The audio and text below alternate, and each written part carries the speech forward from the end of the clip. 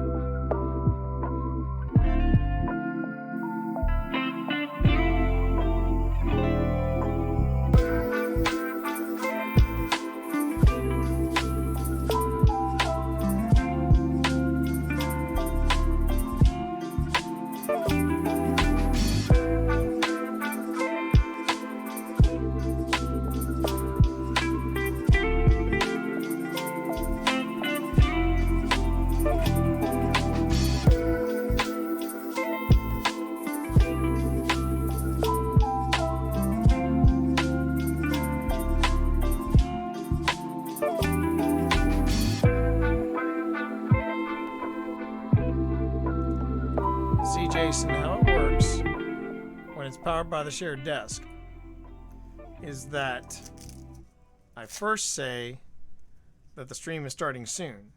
Then I fade into live on Twitch. And then I hit this. How you doing, everybody? You are riding with the T-Monster. I got Chill Hop Radio on Spotify again. Giving these guys a test spin. Chill Hop Radio is available. They are on Twitch proper, and I have I would have had them on another I would have them on another tab or another screen, but yesterday while we were chilling out with them, their stream went dead, which was something of a shame. And I said, okay, I think I'll just stick with having them on Spotify, and then giving them a shout out on Twitch. Hey, how you doing there, Christina? Jen, good to see you. Shane, good afternoon. And a special good afternoon to Steam Funk CEO, aka my man, Seven Gupta. Sup, my brother? Sup? Seven keeps me honest. Goes without saying, Seven keeps me honest. Anyway, how you doing, everybody? Spotify, yeah, Frev, it's true. Spotify is a bit more stable, but that's okay. I mean, I wanted to give them a listen just to see if it was possible to give them some support, as well as benefit from them doing the stream, the stream. And their stream is not bad. I mean, their stream is very chill. I mean, you basically just have the raccoon in that endless animation. But they came to prominence on Twitch, during the height of the whole DMCA thing. And I find it funny how their entire thing is just music and a looped animation, and they've got like viewers out the wazoo. But it's great being able to have that in your background, Oh, your new computer's supposed to arrive tomorrow? Fantastic. Radio show for Monday nights finally out? Fantastic. Okay, so I've been doing a little bit of reading up on that too, Jason. So here's basically, when you say you're trying to wrap your head around it, let me see if I can help you a bit. So I roll them during my streams myself. Yeah. What I do is Frev, and by the way, Frev, welcome to the stream. Appreciate you being here. Thank you. The way it rolls for me is, I go on ahead and I start with something, right? I start with their stream, and then if I'm playing a game, I fade that out. I then play the game. I rely on game music, stuff like that, and then when it's time for me to wrap up, I go back to whomever's doing the music. I used to be one of those streamers that had music playing in the background, and I just came to the conclusion that I really could not be bothered anymore. Oh, free verse. Oh, no, I kind of like that. I would have probably caught that a little easier if it hadn't been the R capitalized, but I do like that. Well, where it went sour, Jason, is that basically the Reddit folk basically jacked up the stock, and members of the financial elite basically had to wound up owning their shit. So here was the example that was given to me. So what happened was that the stock, the way it works is that you go to a stockbroker and you go, hey, could you loan me a share, and then I'll pay you back when I sell it, right? So what that means is that there are all these people, and the example that I saw was that, okay, if you get a loaned stock in something, right, and it costs $5, you can then go on ahead and hold on to that stock, and then you have an IOU to the other guy, to the guy that loaned you the stock, and if you sell it at a higher cost, that guy can still buy the stock back at its original price from you, but then you profit on it by saying, I sold it at $7 a share. It's still worth $5 a share. So then the guy buys his stock back. No harm, no foul. Everything's fine. You earn a couple bucks. But what happened was that what these guys on Reddit did was they gamed the system. And the way they gamed the system was that a whole bunch of people said, loan me one of these stocks. They loaned all the stocks, and by doing that, the stock started having activity, and the stock went up, right? And the problem was that now all these people who loaned out the stock, they've got to buy their stock back. But instead of it being like a simple $5 a share, it's now worth like $20 a share. So they're losing money left and right. They're losing their own money left and right. And this is the way it was explained to me, and I understand it. GameStop is sort of the guy caught in the middle, right? But the people who are really losing their shirts over this are people are the big traders, because they're kind of looking at GameStop as sort of like, I guess, junk stocks, you know, and the people who are really losing big are the people who were you know, who've been sort of gaming the system for themselves on Wall Street. Now they're the ones getting played, and it's gotten so bad that Wall Street traders are now saying, all right, we need to stop doing this. We need to stop opening up stock to the public. Think about that for a second. And this is what I've read. I don't know if this is 100% true or not, but this is the way I'm reading the headlines, and I'm reading the news stories involved. But basically, Reddit played the game that Wall Street investors have been playing for decades. The problem is now Wall Street investors are getting burned, and they're like, they're actually going to the government, and they're saying, you need to shut down the public's access to the stocks. So in this particular case, what's good for the goose is not necessarily good for the gander. You know what I mean? And there are a lot of Wall Street white collar dudes that are just beside themselves. But here's my thing: when you've got these things like E-Trade and stuff like that, I thought that was just a fool and their money soon being parted. I mean, to me, with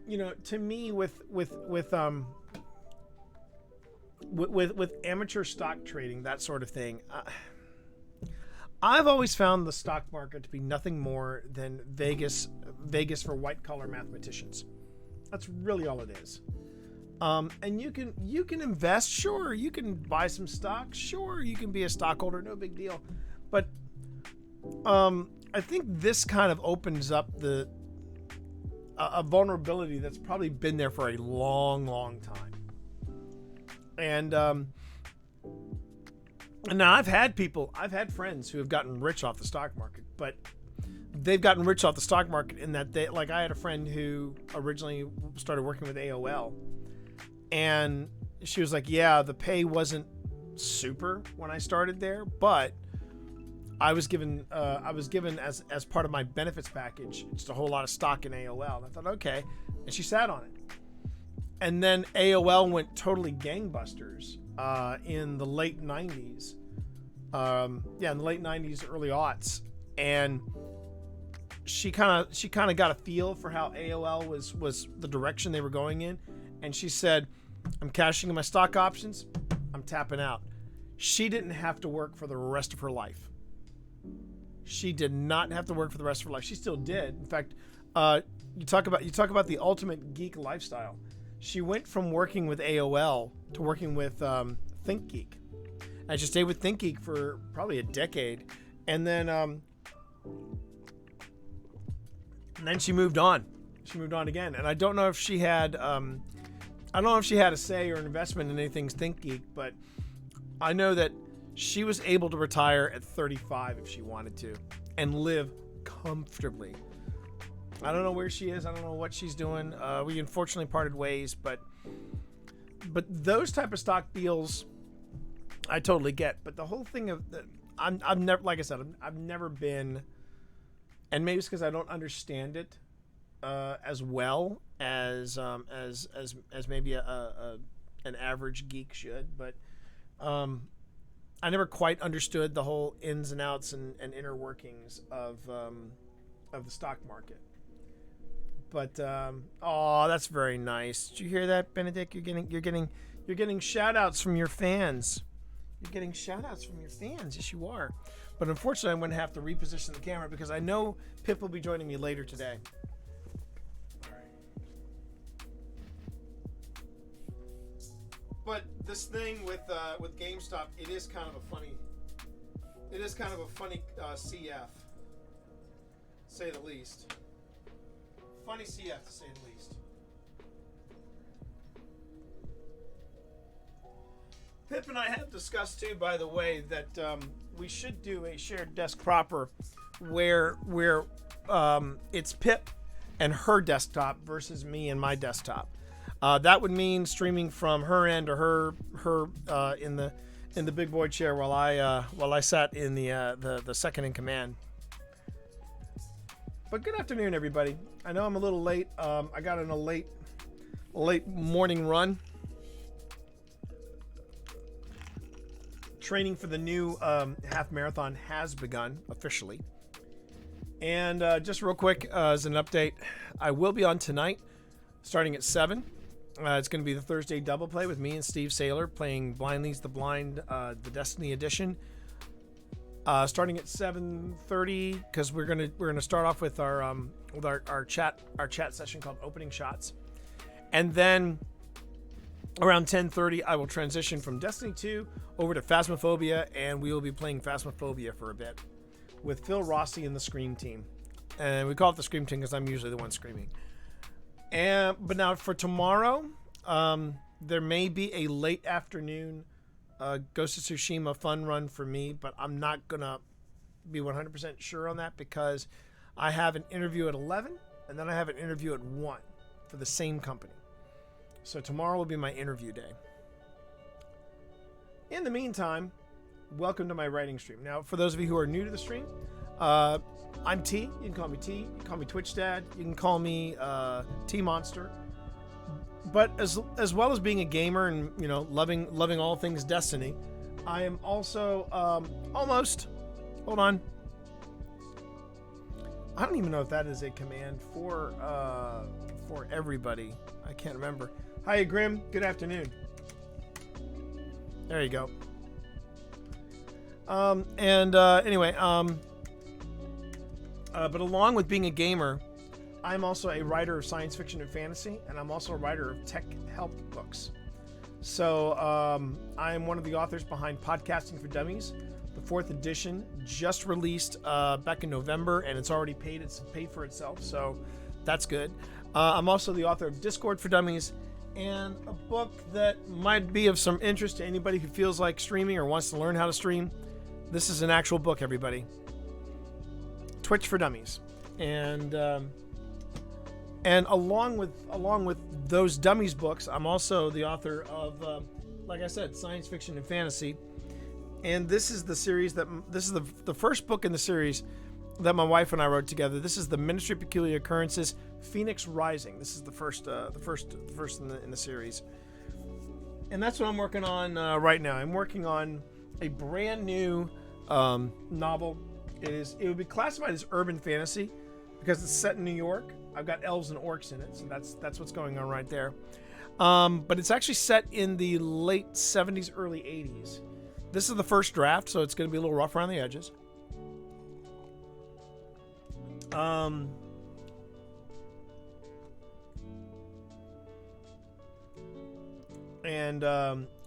right now I'm having a bit of fun with the couples.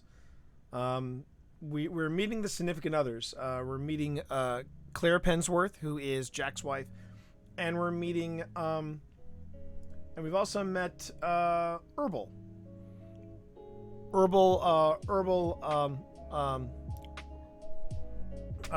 Listrada, which is Liz's husband, or Liz's mate, if you will. And here's where we are in chapter 8. I'll go on ahead and read this to you. The cauldron from the outside stands as an impressive structure reflecting both Spanish and Orc architecture. Gothic spires constructed out of heavy timber beams. The tribal house's corners accentuated with large open braziers, nursing tall fires that cast a glow over the structure. Jack half expected the cauldron to be intimidating, but the exterior, in a way he could not quite pinpoint, offers him the sincerest of invitations. Jack notices on entering the place that he is in the minority. For every one human, there are easily 5 orc couples or families gathered. The volume is lively. People are enjoying themselves. Jack glances at the decor of the place. Much like the outside, it is a combination of cultures, artists both Spanish and Orc creating unique expressions that add to the atmosphere. That's when Jack notices the acoustic plates behind the artwork, and strategically behind the artwork. And let's see. Acoustic plates behind the artwork and strategically placed. Plates and placed seems strategically mounted. Let's go with mounted for now. Strategically mounted in the ceiling. Without them, he imagines the volume here would reach uncomfortable levels. At least for him. At least for his kind. Something else Jack notices. Not an elf in sight. Very telling. There's still something of a gamble even with Liz and her mate helping them out with the ordering, bringing his wife here to cushion the bad news about a lost weekend. Orc cuisine, even with the idea of fusion taking the edge off it, has never been even a curiosity considering some of the background research Jack has done on the orc lifestyle. Of course, tonight is very different as this is his partner and not a dated research dossier. Claire, as she usually would be in new adventures, takes in all the restaurant and its details with wide-eyed wonder, especially with the arrival of the second course of dishes. How you doing there, Rick? Oh, wow, this is beautiful. Yeah, like I said, when I first heard they were going to do a Spanish orc fusion place, I admit I rolled my eyes at it, Herbal says, arranging 5 of the 20 plates in rank and file precision before them. Then I tried the food here. I'm not going to steer Starsky wrong, Liz says, motioning with her head to Jack. Besides, I have to vouch for this place. My cousin is the head chef. And there's the connection, Jack says. So that opening course you said was... It's a stew designed to get your heart pumping and blood flowing, Liz says. Hence the slight burn. Slight? Claire chuckles, fanning herself as she shakes her head. Oh, as she shakes her head. That had a burn of a 3-alarm fire. Go out with us more often. We'll toughen you up, Herbal says, winking at Claire. Okay, Jack says, taking a deep breath as he pokes with his fork a stringy-looking meat basting in a deep red-brown sauce. So what's in this dish here? Well, now that dish is called kamar, Liz states, pointing at the dish with her fork. It's barbecue, so it should be up your alley. Right. Jack digs in with a fork, but then pauses. Should I? Jack. Herbal begins, peering over his glasses. Remember what I said about the soup appetizer? Do you really want to know what you were eating? I do, Claire the adventurer interjects. Why all the hush-hush and mystery? Well, sometimes orc cuisine is hardly for the faint of heart, Claire, Herbal admits. It still astounds me the Cauldron actually scored a Michelin star and has kept its rating 3 years running. First ever for a restaurant that showcases orc cuisine. Let's see.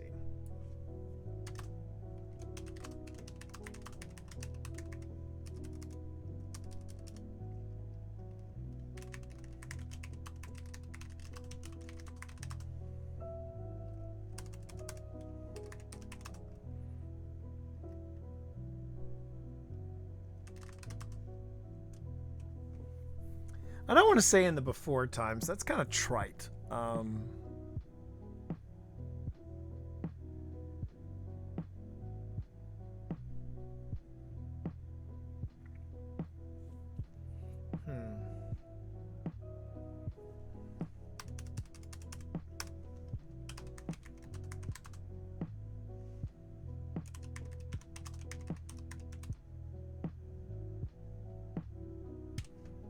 Kind of like that before the great reveal.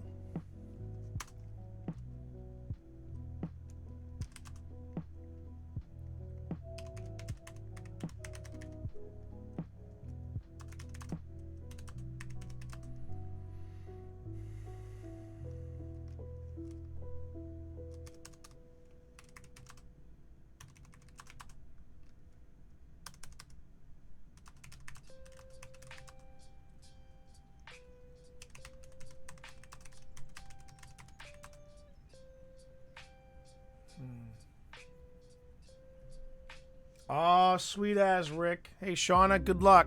Good luck on getting your jab. Love you. It was funny. Pip was telling me she actually is on the waiting list for her Fauci ouchie. And I said, and she said, yeah, I qualify, but you don't. And I said, how'd that happen? And she had a very crooked smile when she said it. And she said, she said, well, turns out it's my chonk. It was her weight. And I told her, I said, well, and she seemed a little had mixed emotions about it. And I said, well, if you really feel that strongly about it, our neighbor's got a Peloton. You can always borrow it. And Pip looked at me, and without missing a beat, she said, I'll wait until after my shot.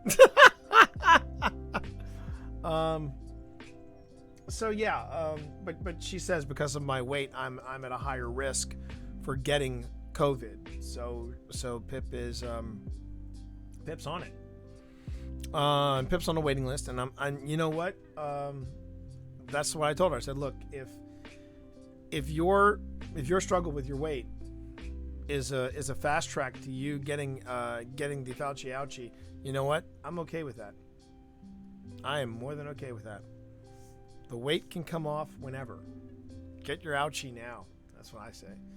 In fact, if someone were to say, well, T, if you added another 20 pounds, you'd be eligible for your Fauci ouchie, I'd be like, all right, it's going to be Big Macs for the rest of the month. Screw that. I'd call up my running partner and go, yeah, I'm out for this half marathon. I want to gain 20 pounds so I can do my Fauci ouchie. But I'm just happy that she's on the waiting list. She's on the waiting list, everybody, so I'm pretty stoked about that. My mom got her Fauci ouchie yesterday, so I'm happy about that too. I stopped reading this. Because I'm writing something I wanted to get out. Hold on a minute. So that's 1260.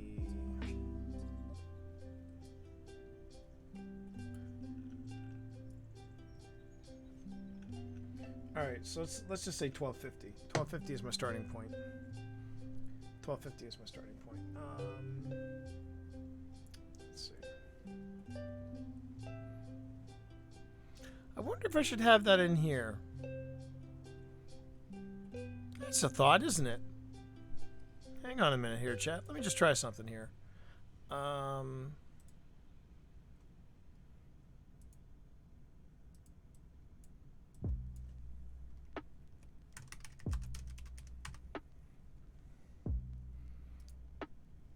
Okay.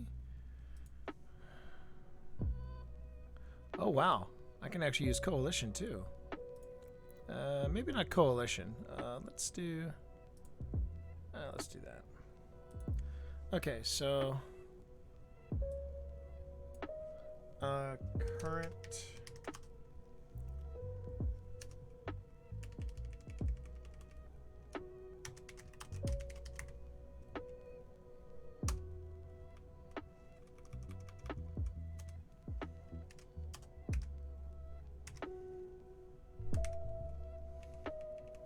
oh.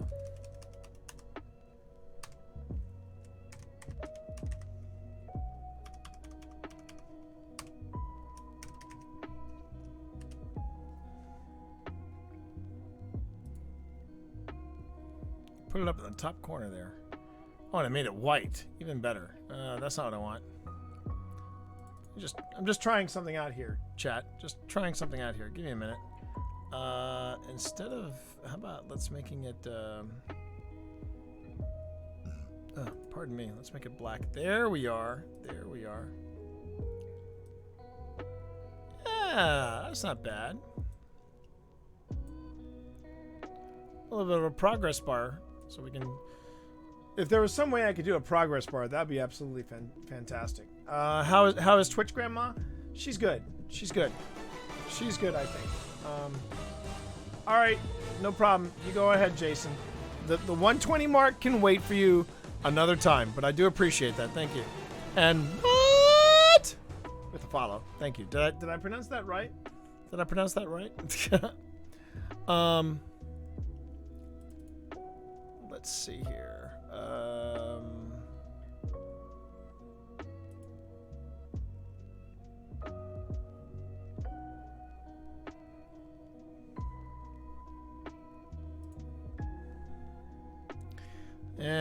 It's a little too. Oh, wait a minute. Might have a winner on that one.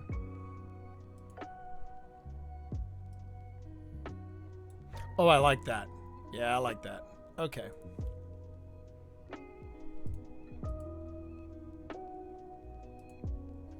There we go. There we go. All right. Orcs were, and some isolations still are.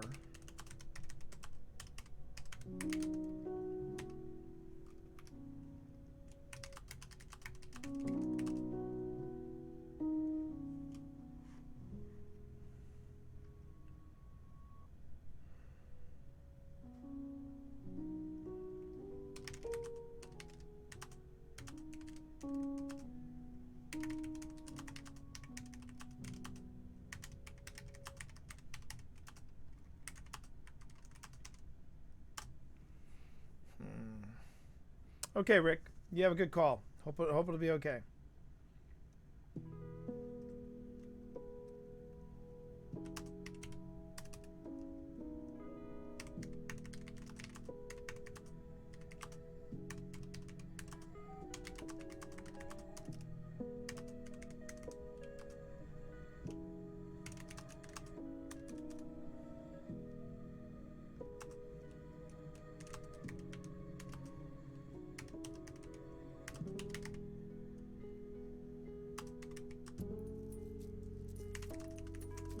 There we go. All right, let me get back to the reading here. I was missing something there. Okay. Jack. Earlball begins, peering over his glasses. Remember what I said about the soup appetizer? Do you really want to know what you were eating? I do, Claire the adventurer interjects. Why all the hush hush and mystery? Well, sometimes orc cuisine is hardly for the faint of heart, Claire. You have to understand something about orcs before the great reveal. Orcs were, and in some isolated instances still are, nomadic. When we would bring home a kill, usually to feed an entire tribe, it would be a passion to use up, not a passion, it would be a mission to use up every bit of the kill. And I mean, every bit of the kill. Herbal admits, it still astounds me that the Cauldron actually scored a Michelin star and has kept its rating 3 years running. First ever for a restaurant that showcases orc cuisine. Yeah, but sometimes it's best not knowing what you're eating. Jack motions to his partner. I mean, Liz, do you really want to know what goes into those hot dogs we enjoy? Erbal stares at Jack while chewing the other dish, then shakes his head as he digs into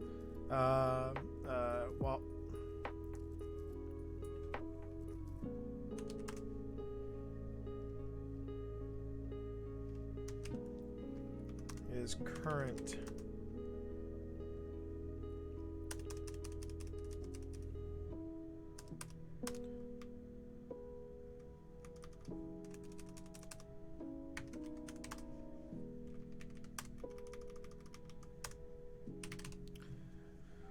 Herbal stares at Jack while chewing, then shakes his head while digging into another dish.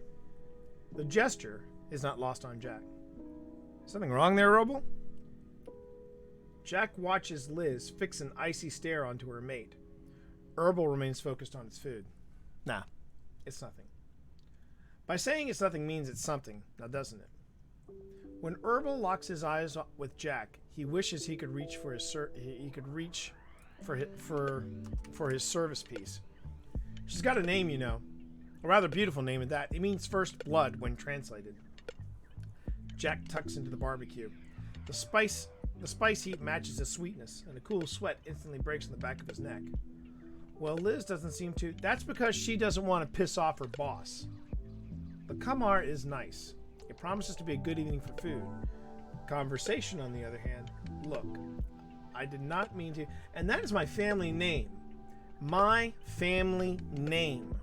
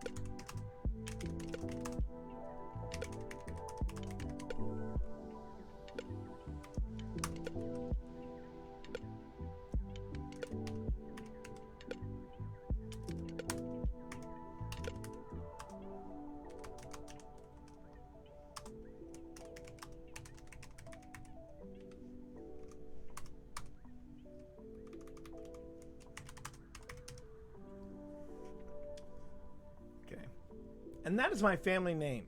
My family name. Probably one of the few things the good old US of A didn't try to liberate from me when my elders first arrived here. So yeah, I'm going to protect it. Herbal, Liz whispers. The orc takes a breath and then picks up another dish. There appears to be, let's see. It appears to be another meat, this one in chunks, swimming in a golden broth. I mean, how would you like it if I called you Pens instead of your proper name? Jack shrugs. If I were a writer, that wouldn't be so bad, I guess. Claire picks up her glass of wine. Then I think tonight we should get into the habit of using proper names out of respect. She looks to her husband. Don't you think that is the right thing to do, jackass? Liz spits her mead back into her glass while Herbal chortles a bit. Sorry, Liz, but did Jack not tell you? Claire asks, her face not betraying 1 ounce of her of composure. His full name is Jackass lacking a clue Pensworth. Jack glares at her as she takes a long sip of her wine with a tone of feigned awe. His middle name is French. Herbal nods, his massive body trembling as he tries not to explode. Is it now? Jack begins but then shakes his head and reaches for his beer.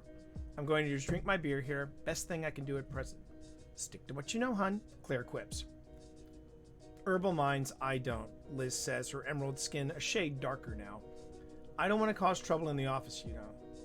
No. You know what? Herbal's got a point, Jack says, picking up another dish. There looks like something resembling meatballs in a tomato sauce. He pops one into his mouth and smiles. The spices on this dish have cinnamon and nutmeg overtones, a very sweet, warming combination in contrast to the earlier barbecue. Out of respect, I should just use your first name, knock off the Liz thing. Liz shrugs her head. Look, Liz shrugs her shoulders. I've grown to like it, though. Now it's Herbal that looks stunned. No, now it's Herbal that looks stunned. Wait, you've grown to like that Liz nickname? Well, yeah. Since when? Jack knots his brow. I feel like we are looking in a mirror here, Claire. That would be correct, Jack, she says, nudging him in the arm.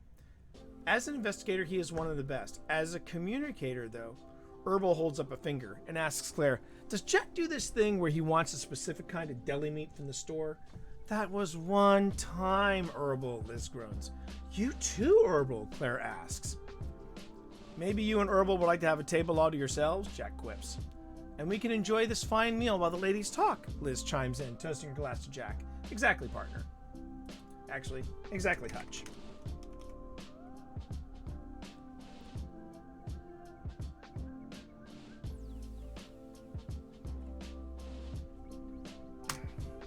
So if you're curious, so this is set like in the late 70s, early 80s, and there's an earlier joke I make with these two characters where they call each other Starsky and Hutch, and that's the idea. So what you saw there is one of the reasons why it takes me so long to write a damn novel. I take a long time to do it because I tend to edit while I write, and there are a lot of writers that really poo-poo that approach. They do not care for that sort of thing. They don't care for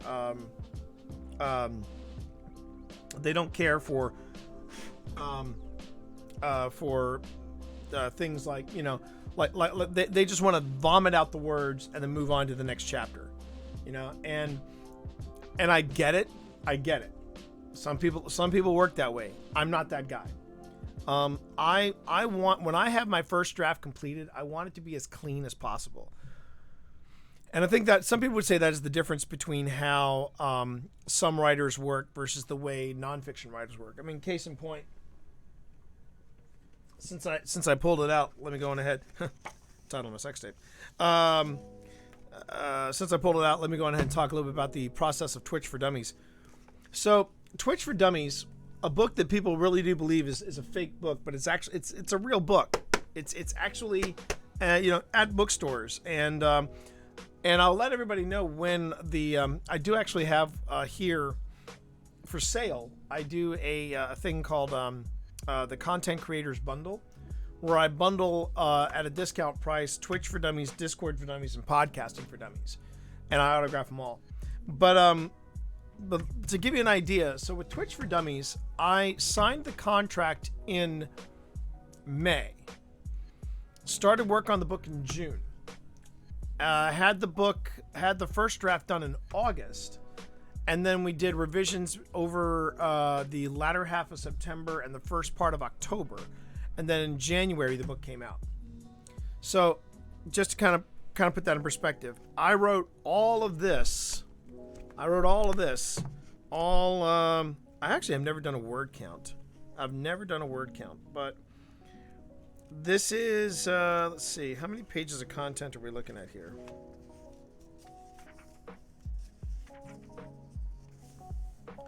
Um, 289 pages. So I wrote 289 pages about Twitch over a 4-month period. June, July, August, September. And then we did edits in October. So that's about right. Now, here's the thing to know. Discord for Dummies. That is also, let me see how many pages that is. Oh, actually considerably shorter. This is 255 pages. And I wrote this, so I wrote this in 4 months. I wrote this in 3. So when you're writing, particularly nonfiction, you want to make sure that first draft is as clean as possible, at least with the Dummies books, because I got one crack at it. I have one crack to fix it, and then it's out. It's out and about. Yeah. Oh, thank you, Jen. I appreciate that. But the idea is that you know, you want to make sure that what you have in that first draft when you submit it to the Dummies people is as clean as possible. And there's you just got to do some minor tweaks or something like that. If you're adding content, that gets to be a little complicated because then everything reflows. It was a problem we had with Podcasting for Dummies because some of the we found out that some of the images we wanted to use we didn't have approval for, so we had to go back and remove stuff at the last minute, add stuff, and it was a roller coaster ride, but we got through it. Okay. Anyway, so this is how I write. I write with the idea that the first draft is going to try to be as clean as possible. And if I go back and I reread what I worked on the day before, I then stop and I go, okay, this needs something. So now I'm editing on the fly. And just to give you an idea, we started at a word count of roughly 1250. And just in that little bit, I added nearly 100 words. The plan is that if I can get 1,000 words, I'm doing good. If I can average 1,500 words, that would be even better.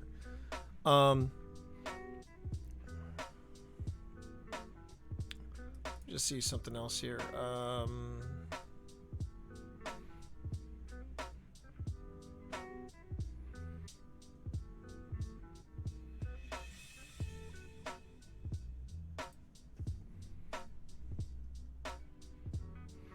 I need something more blocky, I think, to stand out.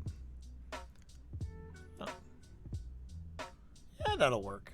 But now I just gotta make it smaller. So word count, start, end.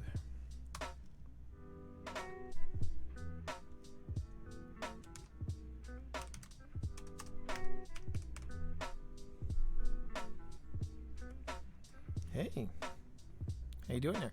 Do you want to sit in Mom's chair? You could always sit in Mom's chair. I know you love to sit in Mom's chair. All right, no, that's not helping there, Benedict.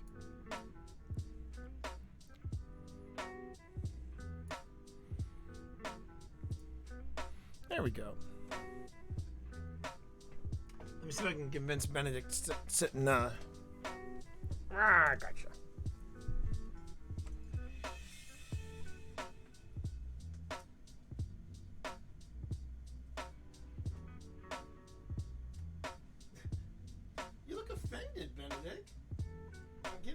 mom's chair. What do you want?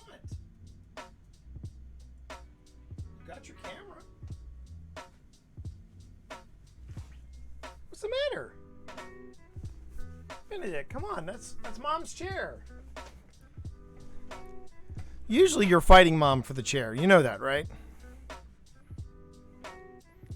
I don't want to have anything to do with it. Do what I want. Do what I want.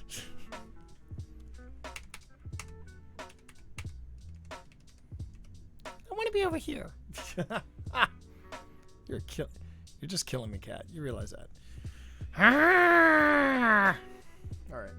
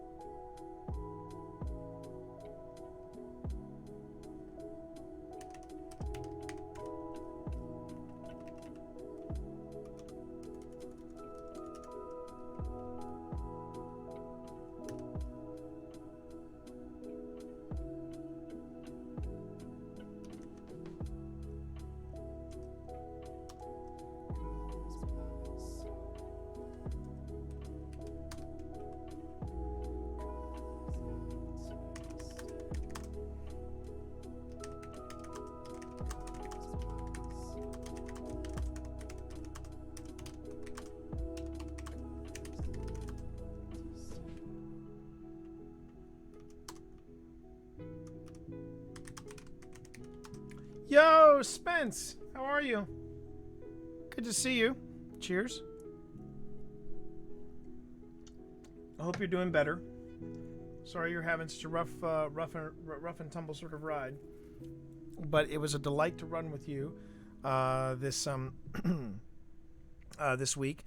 Good news, I did the same run with Brandon on my Warlock, and I discovered very quickly that I think if I had been running my Warlock, it would have been a smoother ride. It would have been a smoother ride, but I got the pinnacle for my Warlock. Brandon's right. The Hawkmoon running rangefinder is not a bad roll at all. Not a bad roll at all. In fact, I think I have 5 of them now. I'm curious as to what. Let's see. I have. Do a quick refresh. Yeah. I got one that has heavy grip and quick draw, which isn't bad. And then I've got one that's got Killing Wind, which is nice. Killing Wind and polymer grip. One that's Texture Grip and Rangefinder. And then I've got... Oh, no, I take it back. I've got 6 of these things now. Heavy Grip with Surplus. That's not bad. That's not bad. And then Polymer Grip and Hipfire Grip. Hipfire is kind of a waste on that. I think Marv said it best. What the fuck? Does Hawkmoon thinks it's what did he say? That Hawkmoon thinks it's last word, you know. So yeah. And then I think I have my original one, Polymer Grip and Eye of the Storm. Weapon becomes more accurate as boosts handling as your health gets lower, which I hate. So those are the 6 that I have. Sucks. Those are the 6 that I have. And now I'm just grinding for the for the badge, since we got the what I think was the toughest of the triumphs to get. Now it's just a matter of using the weapons from the season. So last night I did a lot of running with friction fire, which is actually not a bad submachine gun. It's very steady. And then I ran a little bit with the Deafening Whisper, which was, and then I also picked up a Royal Chase, which I need to run and then finally I got the Blast Batu, Blast Bit, something French, and that is the heavy grenade launcher. And then of course I'm also running the Corsair's Wraith, which is a linear fusion rifle. I kind of like it. I know some people don't like linear fusion rifles, but I really like that one. It hits like a mother, so I kind of dig that. Anyway, so Warlock's at 1273. I'm pretty happy about that. And oh, I forgot to mention that I'm doing a. Anyway, I just realized I forgot to do the announcements that I was doing. I was doing a writing stream, but that's okay. You all found me. Well, no, this isn't fusion. This is a linear fusion rifle, so it's it doesn't have as much of a spread. I would say it's like a cross between the linear fusion rifle is like a cross between a sniper and a regular fusion rifle. It's a fusion rifle with a sniper precision. And remember those snipers that we had to deal with in the Harbinger mission in that one big area? Yeah, that thing was great. That thing was great to have. If Brandon wasn't picking them off, I was picking them off. And I knew I was doing something right because Brandon was like, "Oh, nice shot, T." So, yeah. All right.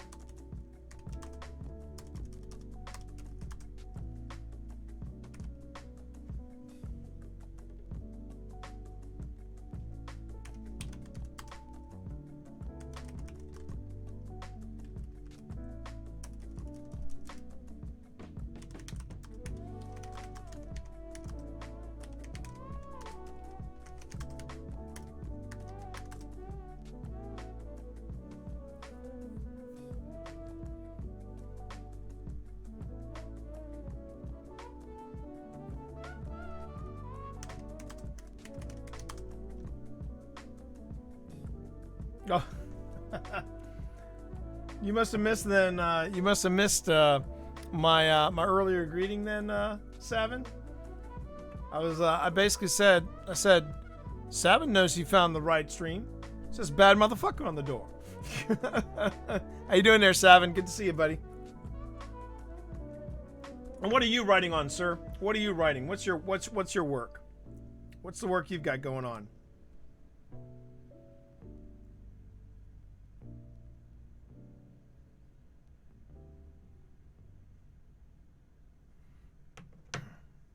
No problem. No problem, man.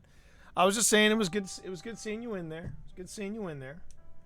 I appreciate you. But I was asking what exact revising the world building for your RPG. Nice. So then I'm gonna let me lay this on you, Savin. Let me lay this on you.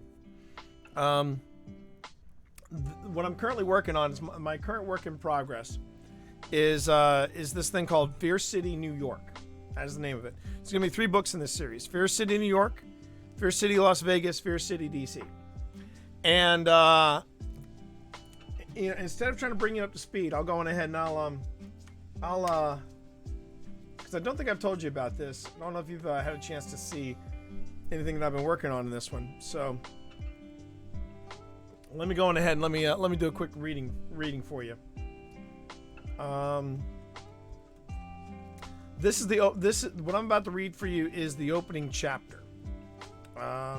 So let me go on ahead and do this. All right.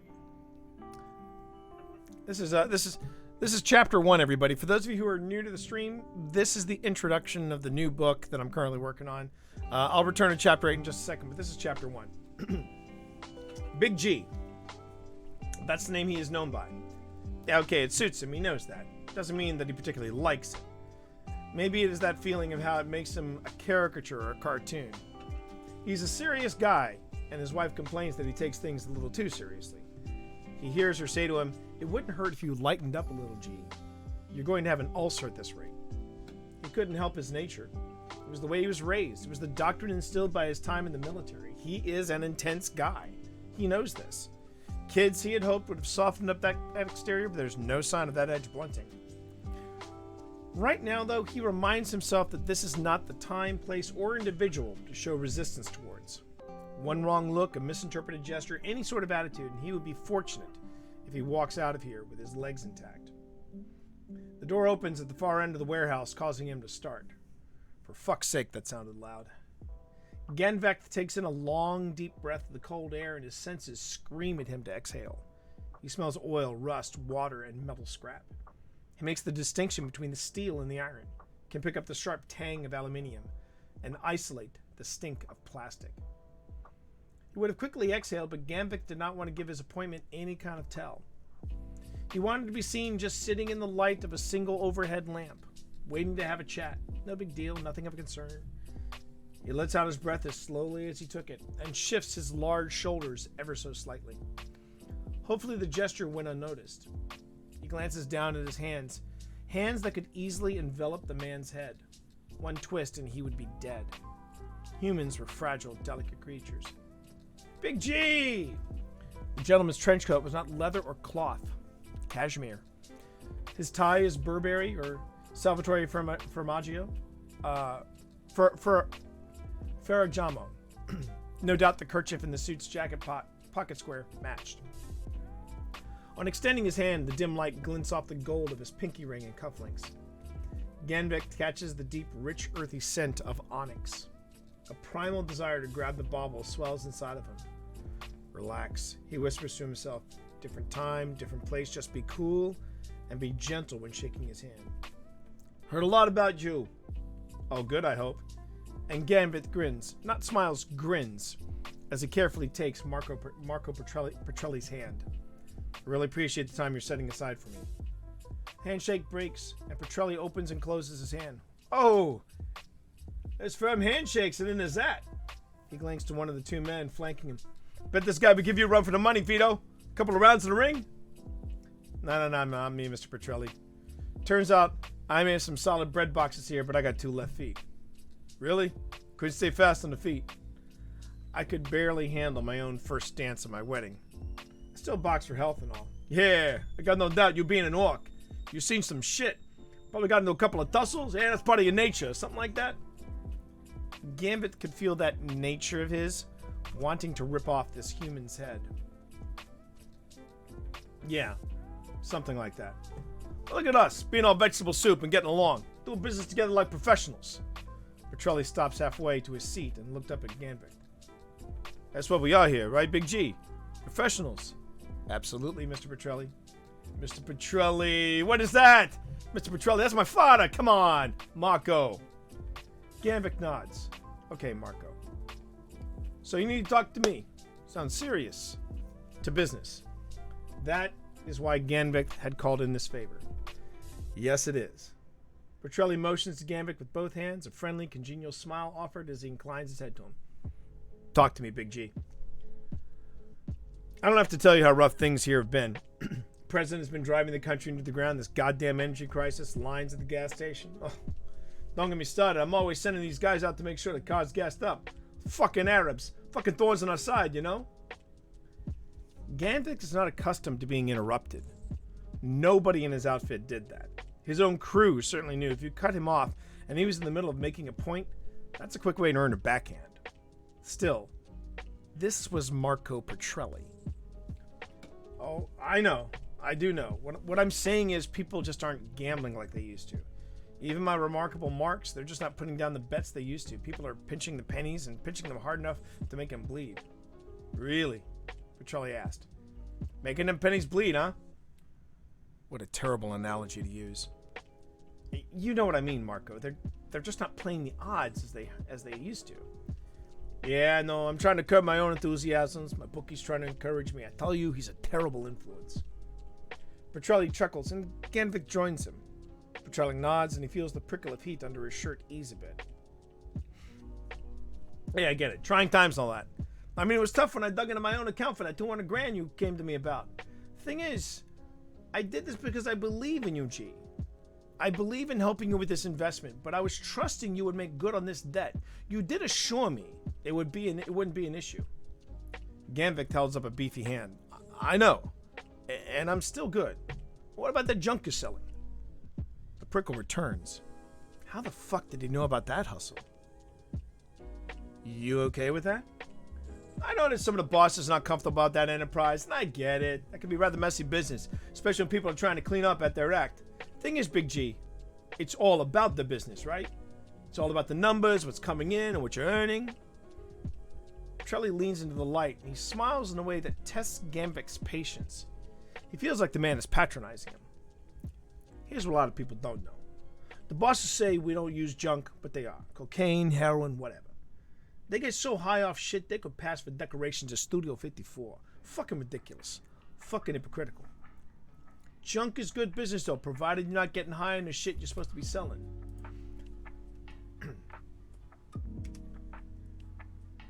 A nice thing about return customers is they will do anything for that next fix. His second was behind him and he was good. They had fought together at Suros Valley and could easily cut opponents down with his axe. But Khal would get only one shot and perhaps one guard. That would leave Petrelli, and Gambit would have to make that quick. And the second guard. Either way, a pointless, meaningless death. Let's smile, however. Business is good, he admits. I've made a reputation in keeping people happy. I've heard that too, Big G. Gambit looks at his hands for a moment, his fingers templing against one another. He knew going to Petrelli would be a risk, but high risk, high reward. And so long as Petrelli remains unaware as to why he needs the investment, all the better. The loan should have been resolved last week, but business had not been bad at his betting house. Gambit's own bets at the track were utter failures. Clearing his throat, Gambit begins. I just need another week. 2 at the most. Petrelli nods, that patronizing smile brightening. 2 weeks. $200,000 is not chump change, and your people have vouched for me. Right, Marco? Right. Petrelli returns, giving a soft chuckle as he did before. I won't let you down, Marco, by the arth. I won't let you down, Marco, by the oath of Tarnush. Oh! The oath of Tarnush! Oh! Sure you want to go there? Gambit snaps his finger and points to Petrelli. I'm your guy, Marco. This time, Ganvik lefts and Petrelli joins him. They both nod. Ganvik feels his shoulders drop slightly. He places his hands for him on the table, continuing to nod. Big G, Petrelli starts, patting Ganvik's beefy hands with one of his. I'm going to tell you something that I really need you to take to heart. You have that fucking 200 in my hands tomorrow. Ganvik stops nodding. Petrelli's smile is still bright and wide as he waits. Tomorrow? The smile Petrelli wears fades as he continues.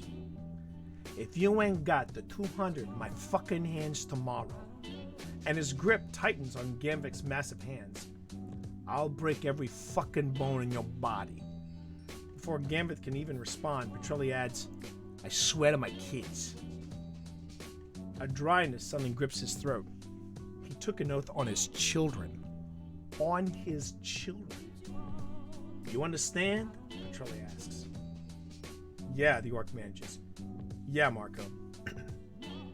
Petrelli's eyes are cold. Ganvik recognizes his regard. This is how Gambit looks at his prey before bringing his axe down. I'm going to ask this again, BG. You understand? Yes, Mr. Petrelli. Petrelli gives Gambit the quick slappy... Petrelli gives Gambit a quick slap on his meaty left cheek. See you tomorrow. So that's the opening chapter of Fear City, New York. As you can probably tell, I'm having a really good time writing this chat. I'm having a really good time writing this. And if I get my way, if I get my way, Savin, if I get my way, and I find a publishing house for this, I'm gonna retain the audio rights so that I can do the voices. Because I got Petrelli up here. Petrelli's up here. I know he is. I've been having a real good time writing this. And right now, I'm having a sit down. There's that traditional scene where the partners meet each other's significant others, and I have them at a place called the Cauldron, which is a Spanish orc fusion restaurant. I did find out in my research that the fusion movement actually started in the 60s. So I'm like, okay, well then I'm good with this. I don't know if you thought about doing this, Savin, but if you've ever thought about doing writing sessions for the RPG that you or one of the RPGs that you work on, it's actually quite liberating. And what's even cooler is that people will come in, they'll ask me questions about writing, they'll ask me questions about scenes, they'll ask me questions about pacing, and it's been fun. I haven't had anybody try to write by committee in here. People have given word suggestions and things like that, sure, but for the most part, people are just seeing me, seeing how the sausage is made, and it's really been. I was very skeptical of doing a writing stream, but they're actually kind of fun, and I've been happy with them. So might be something if you're ever thinking about that, yeah. And if you have any questions about it, Savin, just give me a ping and I'll throw that out to you. I do understand the need for protection of IP and stuff like that, but I mean, in this case, with the I think that's the best word is I think the best word is the transient nature of audiences. That they pick up your stuff in snippets. They pick up what you're doing in snippets. I'm not worried about anybody stealing this idea or something like that. It's more about just letting people in to the process. So yeah, it's been a good time. The way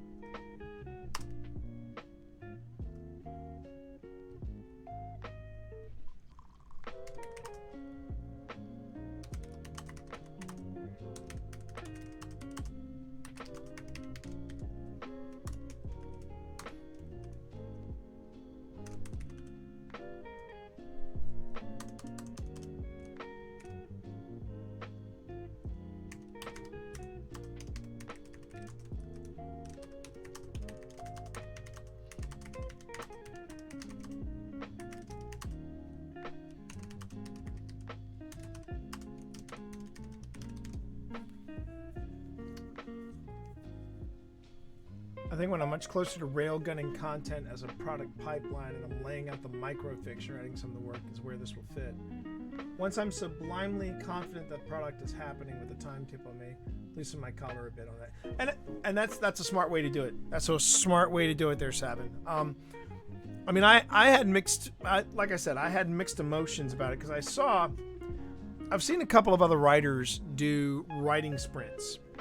And I was in a weird place with it because I felt like at one point I was backseat writing somebody, and I got a little self-conscious with it, and then I said, you know what, let me go on ahead and try it on my own just to see what would happen. And I was pleasantly surprised at not only how receptive people were, but also just in how people were asking me, like just yesterday, I had somebody come in and ask the big question. I'm starting work on my first book. Any tips? So I narrowed it down to the big three, and then I had somebody come in here yesterday, and they said they were a screenwriter. They'd done screenplays, which got us into a whole discussion about storytelling and storytelling in different formats, you know, whether it was film or whether it was television, and I brought up video games. So yeah, exactly, Savin. And but you know, I think I've had maybe one or two moments in all the different writing streams that I did where I said, you know what, I'm gonna go on ahead and just kind of put a moratorium on that. This is the direction I'm going in. Just kind of coast with me. The other ones have just been really, really productive. And that's the other thing. It's also productive.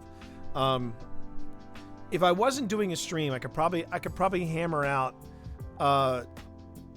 maybe 2,000 words on a good day. But I've noticed that on stream I'm averaging between 1,000 to 1,500. Which still is it's progress. It's a nice that's a pretty decent word count for me anyway. Oh really? Ooh, that must have been interesting. Having someone working in Hollywood in one of the 3 studios. That's kind of cool. I mean, my thoughts are, storytelling is storytelling is storytelling. It doesn't matter what medium you're using. If you're telling a good, if you're telling a good story, that's gonna progress you forward. Which is why for me, the example I was using was Cyberpunk 2077. Which I have a feeling will become a case study for a lot of different things. But to me, there will not be a patch that can fix what's wrong with Cyberpunk 2077, which was the storytelling. The storytelling was absolute crap. And if I'm 11 hours, well, at least in this case, I was 15 hours into a video game, and I was nowhere near trying to figure out what was going on. And at that point, I'm like, look, 15 hours and you can't tell me what I'm doing? I'm done. I'm done.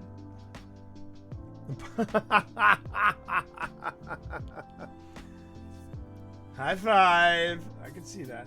Yeah.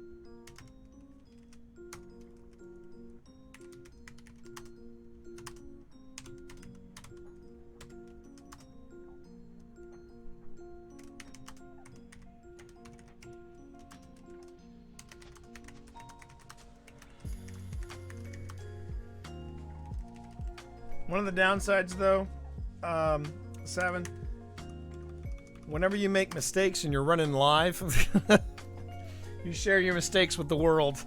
A couple of times I'll be going along and they'll happen to look at my chat and they're like, T, 2 lines up. It's like, what? Oh, shit. And you got to make your change on the fly. It's way more fun when Pip's here, but as you can see by the empty chair, Pip is nowhere to be seen. And since the cat is not in any way, shape, or form interested in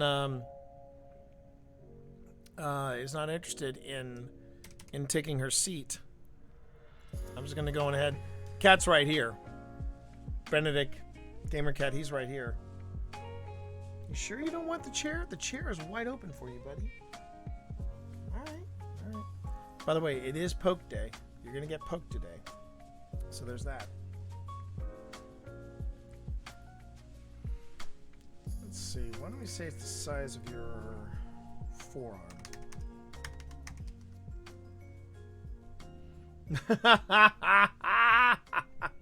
Fair enough.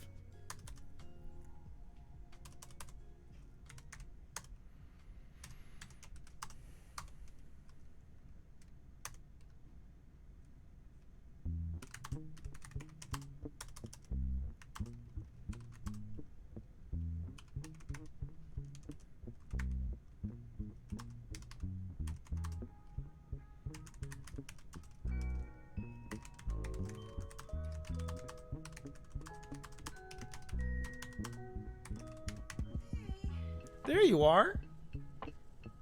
Guess who's... I was trying to... It's okay. You all right? The, Oh. Well, this'll make your day. Guess who's in our chat? That reprobate. 7. 7 in the cul-de-sac. Jen says hi. Hey. I had a friend who worked at Tor for ages ago, lost connection. I'll be using it now. Oh, amen. I gave. Oh, right. Let me get. He gives you an enthusiastic wave. He does. Oh, but I do need to. I think I don't have your mic plugged in. No, there's no light on. There's no light on. That would be it. My writing streams are always better when my wife is here. It's just so you know, hon. I was telling chat about how you were able to get your shot before me. Really? And you know what they all said? They said, "Pip's right on this one." They're all saying, we all want Pip to get her Fauci ouchie at any cost. I don't know when it will actually happen, these things. You know. It's all up in the air, but you know what? I'm good with it. Now you have sound. I have Mike. You have mic. How are you going? How's your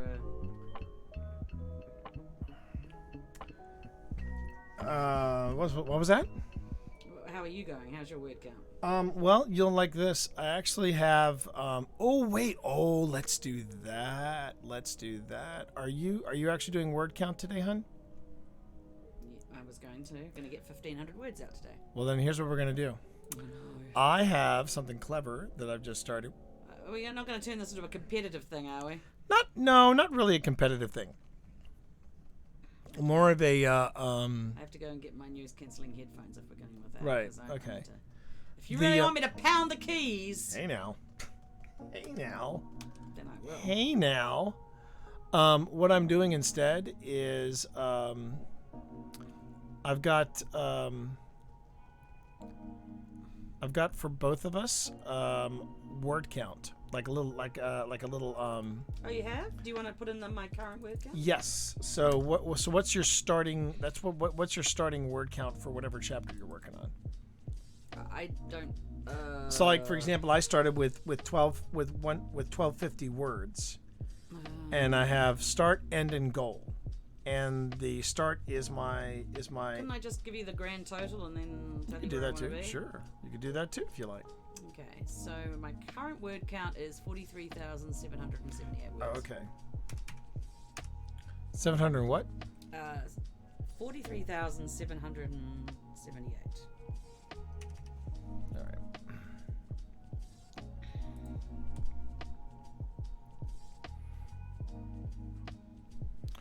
Oh, well, that's interesting. I didn't expect that. It looks like that the word count.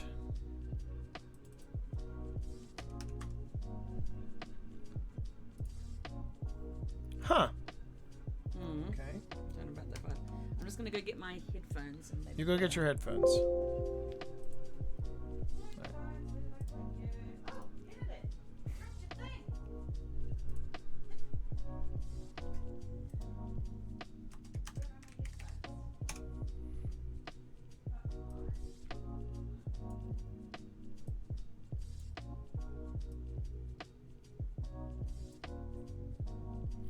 And she's going for 1,500 words.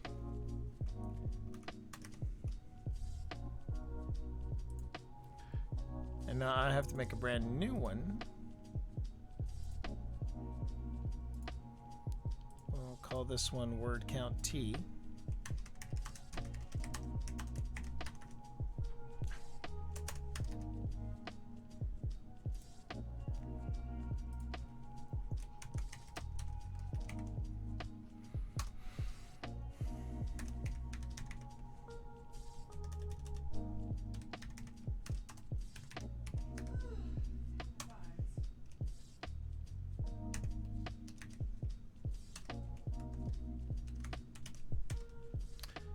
So you're going for. So 80. you're going for 1,500 words. I go for 1,500 words a day. All right. Weekends off. You got to get But yourself. I'm trying to. Well, I was before the pandemic. I was getting 3,000 words a day. So it's been a while with stress and just everything. I'm sure everyone's aware of everything. That getting back into it. It's like when you go off exercise for a while. You don't go, okay, now I'm going to run a marathon. You got to work back up to it. I know So all I figured about that out that. a few weeks ago, and I was like, you know what? Okay, first week I'm just going to do 1,000 words a day. Then I think I'll try and get up to 1,500. So this is the 1,500 week. So if you want to see real quick what I've done before you get all plugged in. So what I've done is I've put little I put the word count, like that's where I started this chapter was at 1250. Oh, okay. And that's what I was Okay, going to cool. do. So So how many words have you done today? so far I'm up to let's see, 695. Yes, 7. But this year has been better. And all It's the not fixed, but fricative better. fricative pronunciation. Ah. I hear you, brother. I hear you. Just see.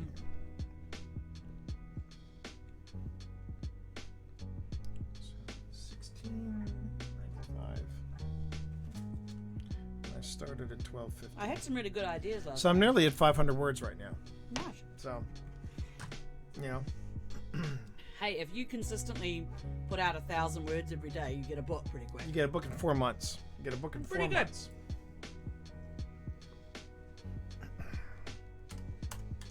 And after last year, Yeah. every word's a victory. Yeah. But see, but that's just it. I can't say that though. Oh, wait. Oh. Apparently, yeah. So I should rephrase that. So Savin, what was happening is that people were talking about the jibby jab. You know, you get the jibby jab, and then you're all inoculated. And apparently, it went viral. Some woman on Twitter was talking to her kid, and the kid said, "Well, Mom, when are you getting your Fauci ouchie?" And she said, "That's what I'm calling." And it just went the tweet went viral. And there's actually, if you look at this monster, reached character limit of 500. Damn it! I need to find a smaller. I need to find a smaller link for it. But there's an Etsy link that I found it where there's a T-shirt. I shit you not. There's a T-shirt that that the person calls it the Fauci ouchie, and I absolutely love that. And give me a second, and I'll shrink it up for you.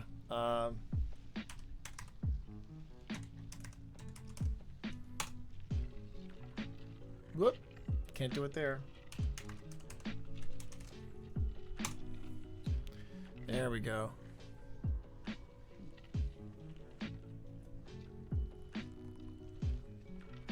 Shorten my link, because that's a long ass link.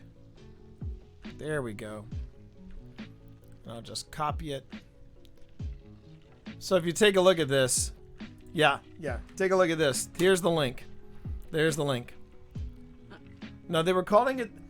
So you see, Glenn, they were calling it the Jibby Jab. And we were calling it Jibby Jabs around here, and then I went on ahead and like I said, after I saw that tweet, I said no, I am now calling it the Fauci Ouchie.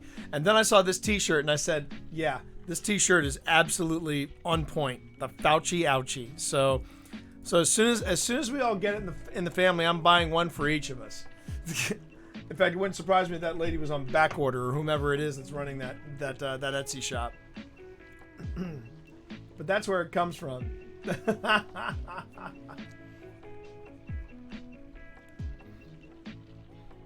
No, I get what you were trying to do. Here, I'll throw in some T-Pogs for you as well there, Glenn. Oh, man. Okay.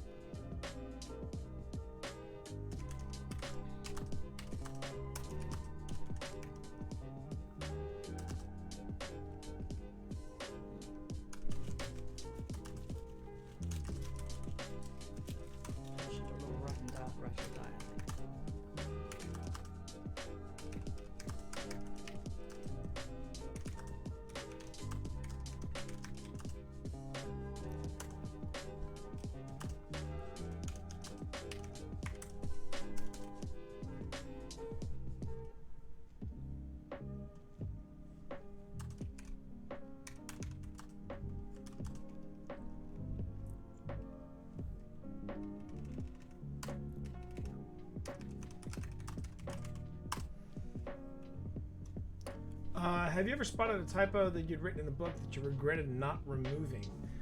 Oh, Glenn, that's yeah.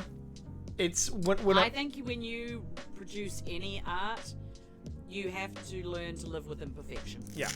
It happens. Every book has a typo. There is not one single book on the planet probably hasn't got one typo. I think one the worst misplaced comma or whatever. I mean, I've seen one book where I've seen a book where there was clearly something that there was an entire passage, like an entire page and a half of a book that was supposed to be removed. Oh yeah. And it wasn't. So you literally have a chapter start and then start again a page and a half later. Now I will say this though. I think the one typo that got by me, Chuck, and two editors was in the 3rd edition of Podcasting for Dummies, and we were talking about different places where you can put your where you can put your podcast. And we mentioned YouTube, but it wasn't until I was selling the book somewhere that someone came up to me and they said, you've got a pretty glaring typo in your book. And I said, I'm sure some got by the editors. I'm like, this one shouldn't have. And he turns into the third edition of Podcasting for Dummies, and the link was right, but we were talking about YouTube, but we initially spelled it as YouTube. YouTube. And that was that haunted us. That haunted us a bit. But I got to tell you the funniest story about a typo. And it really wasn't a typo. It was more like it was a I don't know if you would call it a typo or if you would just call it something that got past me, it got past Pip, it got past two editors, and it got past our chief editor over at Harper Voyager. So what had happened was that we were talking about the Ministry 7. And we introduced the Ministry 7 in the very first book. These are the street urchins. These were our steampunk North Avenue irregulars, right? That's who Sherlock Holmes had. But Wellington and Eliza had the Ministry 7. As we're writing the second book, this is after the first book has been out. This is after the first book has won a couple of awards. Pip says to me, T, have you counted how many Ministry 7 we have? And I go back, and it turns out we have 8. We actually had 8 kids, but they were all called the Ministry 7. And we were like, we just sat there, and I said, all right, brace. And I went back earlier into the scene where we introduced the Ministry 7 in book 2, and I address it, and I wrote it, submitted it to Pip, and Pip read it, looked at me, and said, "Well done, sir. Well done." And the way we got around it was that we told this story about how Jonathan and Jeremy, the two twins, right, in the early days of the Ministry 7, didn't really trust the agents Eliza and Harry, right? Eliza Braun and Harry Thorne, the two agents they originally worked with. So one of them would hide and stay hidden, just stay out of sight, and then they would and there would only be 7 kids. So in case all 7 kids get rounded up by the equivalent of children's services or what have you, one of them could spring them all out. And when we started writing the spin-off series, which is Verity Fitzroy in the Ministry 7, we still had 8 kids. And one of the things that Pip and I have realized that when we reach the end of this series, which will be book 4, we're going to have to actually do the scene where they discover the Ministry 7 are actually 8 kids. So what started as a typo became a hardcore retcon in the second book, and then is now going to be the pivotal opening scene of the 4th book in the Verity Fitzroy series. Hey, what's going on? What's going on? But I wouldn't say I regretted that, Glenn.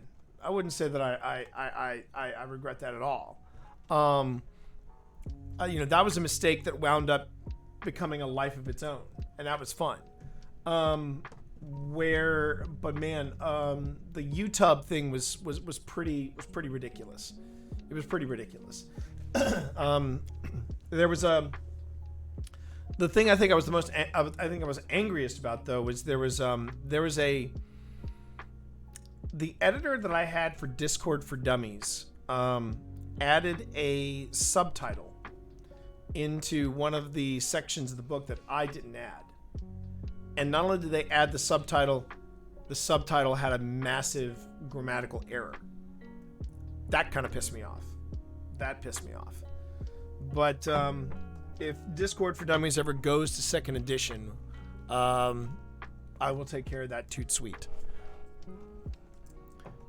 But yeah, there's no such thing as a perfect book. No such animal exists. you can get as close to error free as you can, and that's what I would recommend to people if they get into writing. I would say this: retain your audio rights, because Pip and I have the ability to do our own audiobooks, and that's just money on the table. And some publishers just don't do audio. I don't know why, but some just won't do it. But you got audiobooks, and the other thing that's great about audiobooks is that if you work on the audiobook before you submit the final draft, you do a hard read through and you realize, oh, okay, I missed this, this needs a tweak, this needs a tweak. I've always noticed that I will find typos if I'm reading stuff out loud, which is one of the reasons why I really like going through and rereading some of the previous chapters of the stuff that I've worked on during the writing streams, because then I can look at it and go, oh, okay, I missed this, I missed that, I got to fix this, I got to fix that. All right. Speaking of which, back to it.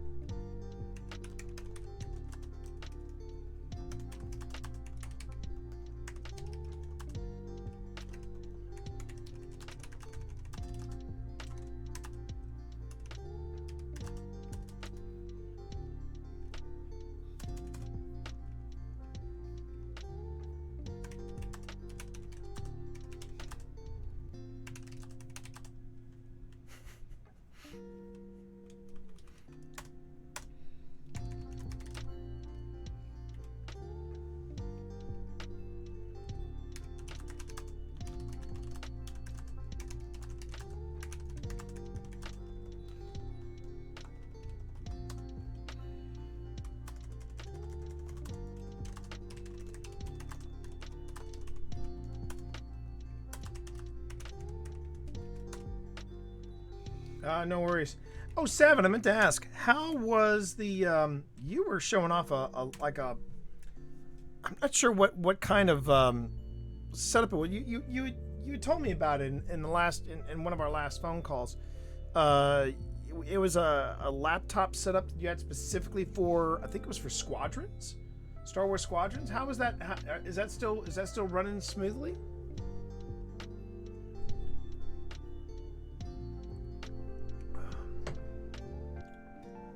Well, you see, here's the thing, Glenn. Everybody starts from somewhere.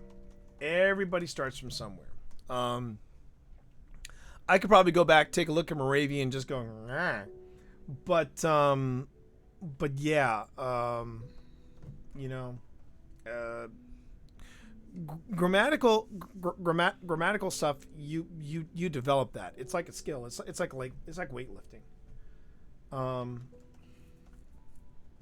Got a cutting-edge MacBook Pro, custom hot-wired from Cupertino. Oof. Talk slower, Savin. Talk slower. I'm right here.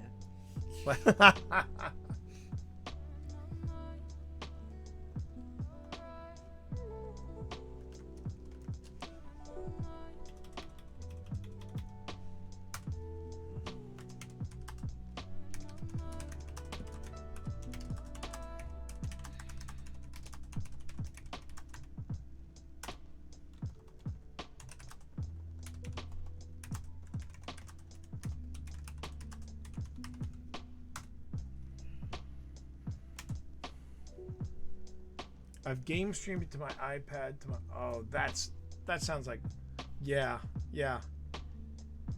Glenn, Savin is a very easy guy to be jealous of. I won't lie. He's a very easy guy to be jealous of. But and I meant to ask Savin, how is Squadrons? From what it looks like it's a blast. It looks like it's a great game.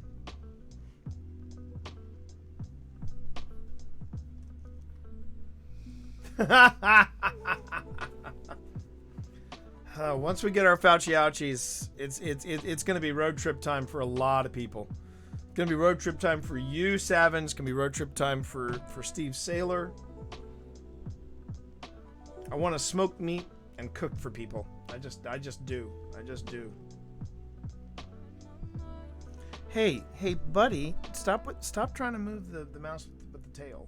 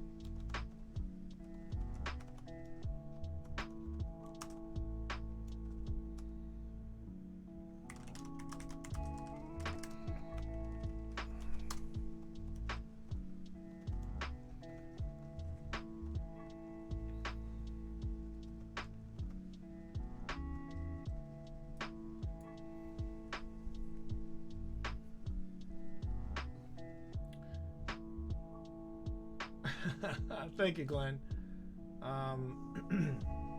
August. August, Jen? Hey, well, That let's would be cross the lovely. fingers. Let's cross those fingers. It's something to look forward to. They're not going to make any more... they're not going to make any more DLC campaign material, which gives me a big sad, but the Initiate campaign and the multiplayer is glorious. Every inch of the game I've waited 20 years to play, and modding my copy of X-Wing Alliances with player-derived skins, that's very cool. So I can install the version with all the individually updated textures to all the platforms. Wow. Wow. More platform game, less simulations, no advanced power management, big gimmicky, turbo powers up for throwing all your juice into engined weapons, but what are you going to do? They need to appeal to platform kids. I mean, you know, being a I guess you could say a platform kid, you know, I mean, I started on console. I've started on console and I still play a lot of console games.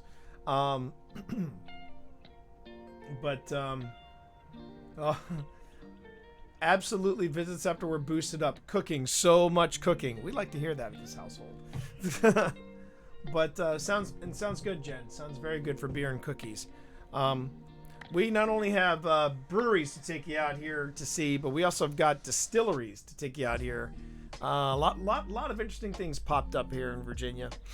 But yeah, I mean, you know, going back to what I had said earlier about Cyberpunk 2077, you know, I've heard people say there's a good game in there. There's a good game in there, and my problem is, well, maybe then I'm not the right player for Cyberpunk 2077. I mean, there was a lot of pushback when people were saying, well, you know, console people are just butthurt that, you know, they got, you know, that the game doesn't look the same. And I'm like, I don't think that was really was that a big issue for me? That Cyberpunk 27 looked entirely different on the PC versus how it looked on the Xbox or PlayStation? For me, that wasn't it. And not even the glitches. And I only saw a few glitches when I was running it. But my big issue was the crappy storytelling. What are you doing? It was. I thought it was. I thought it was Bast. I thought he went up to.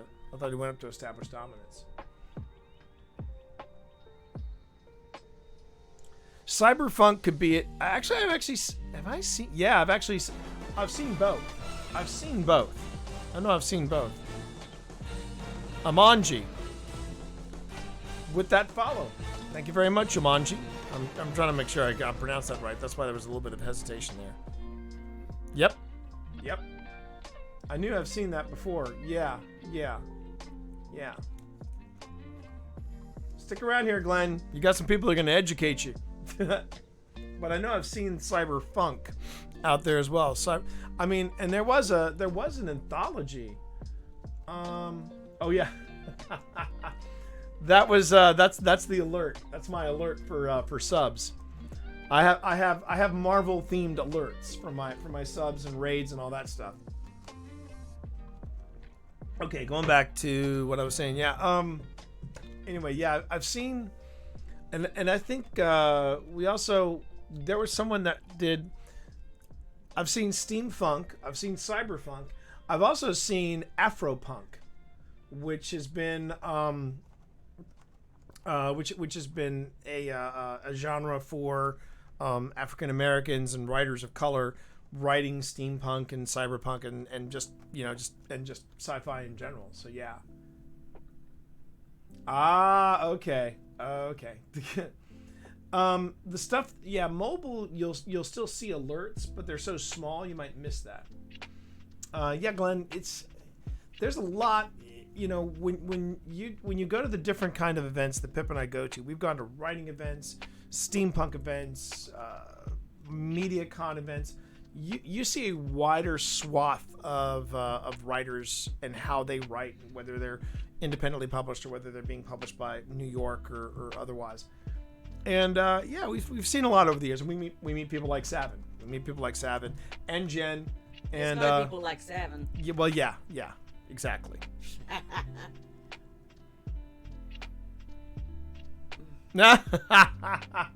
And let me tell you something, Glenn. When it comes to people being connected, Savin is like a nexus. He is a nexus of connections. No, Glenn, you shouldn't be scared. You should just open your eyes and just brace for the wonder. That's what I just gotta say. Brace for the wonder.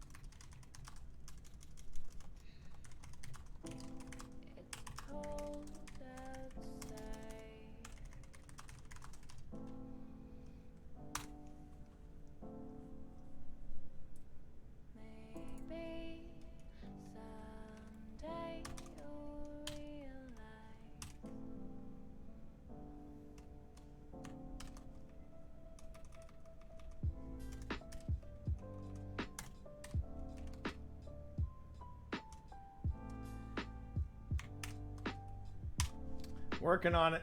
Working on it. Alright.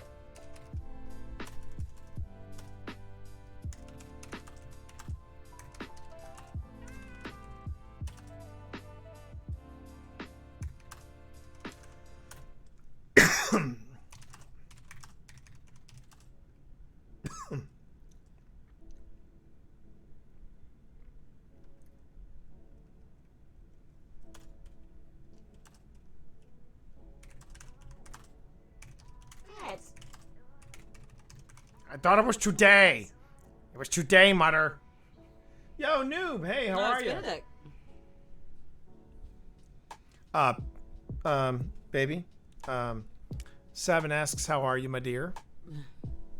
This is what I do instead of calling. I stalk my friends' social media and live streams. How have I been? Well, better this year. The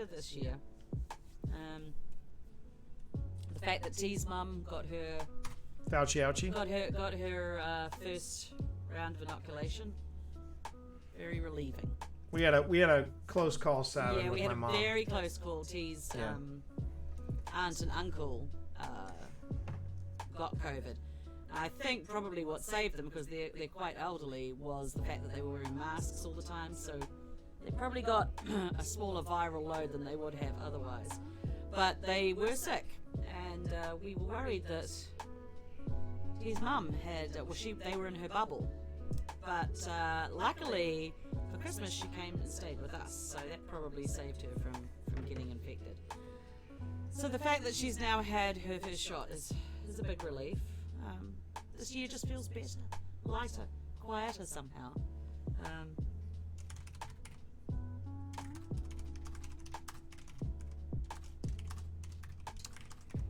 Yeah, I think hanging in there is the best we can say. I mean, we're writing again, which is always a sign of improvement. Anytime I can't write, and I'm pretty sure T feels the same way, something's wrong. Something's definitely wrong if we're not writing. So, I finished a project, got that sent off to the agent, working on another project, working on finishing a steampunk story, probably about half done. So, that's all good. But see, this is the thing. I can't really argue that I didn't get any writing done. Well, because fiction writing. Okay, all right, fair enough. It's just the thing is that I got 3 books published last year, so it's more than okay. Being in the office now with a new job means I don't meet anyone, so loneliness takes its toll. Yeah. A lot less than I used to working the beat. Well, yeah, that. There's a lot of people struggling with that right now. Here's the thing, noob. You were on high alert for a while there. That's stressful. You were on high alert for a while. So I would just say, instead of loneliness, just look at it as sort of a downtime. Just look at it as a little bit of downtime. Okay? And if anybody earned it, you did. You have.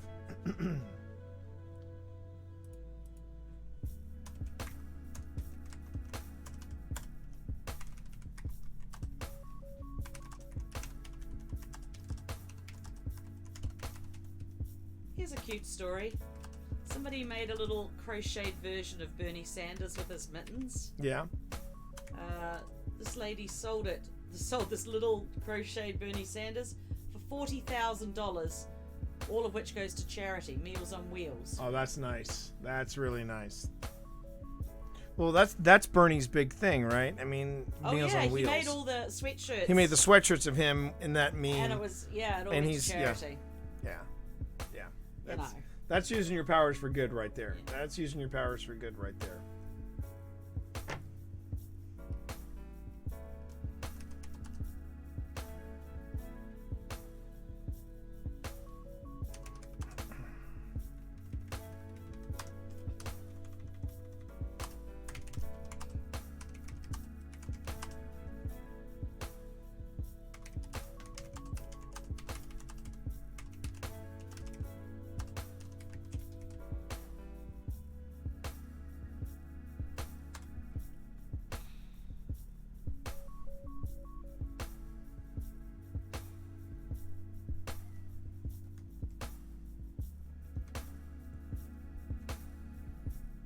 But I heard Benedict.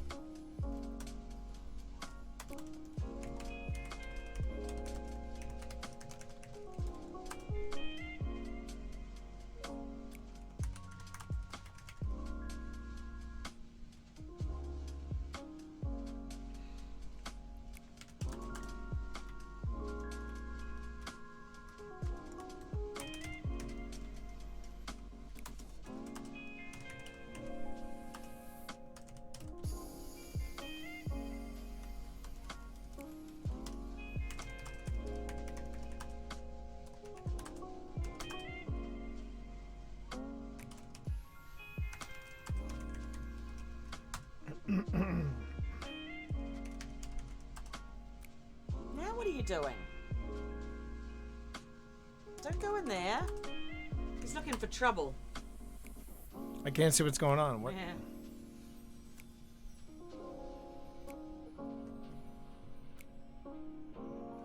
Used to always being tense and still near reach for my pistol when doors slam. I expect there's a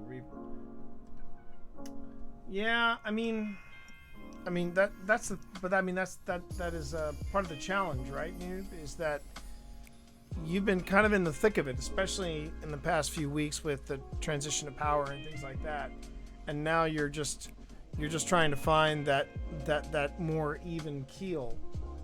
But the thing is, if you can find some kind of release for yourself, or you can find just a chill moment for yourself, that's essential.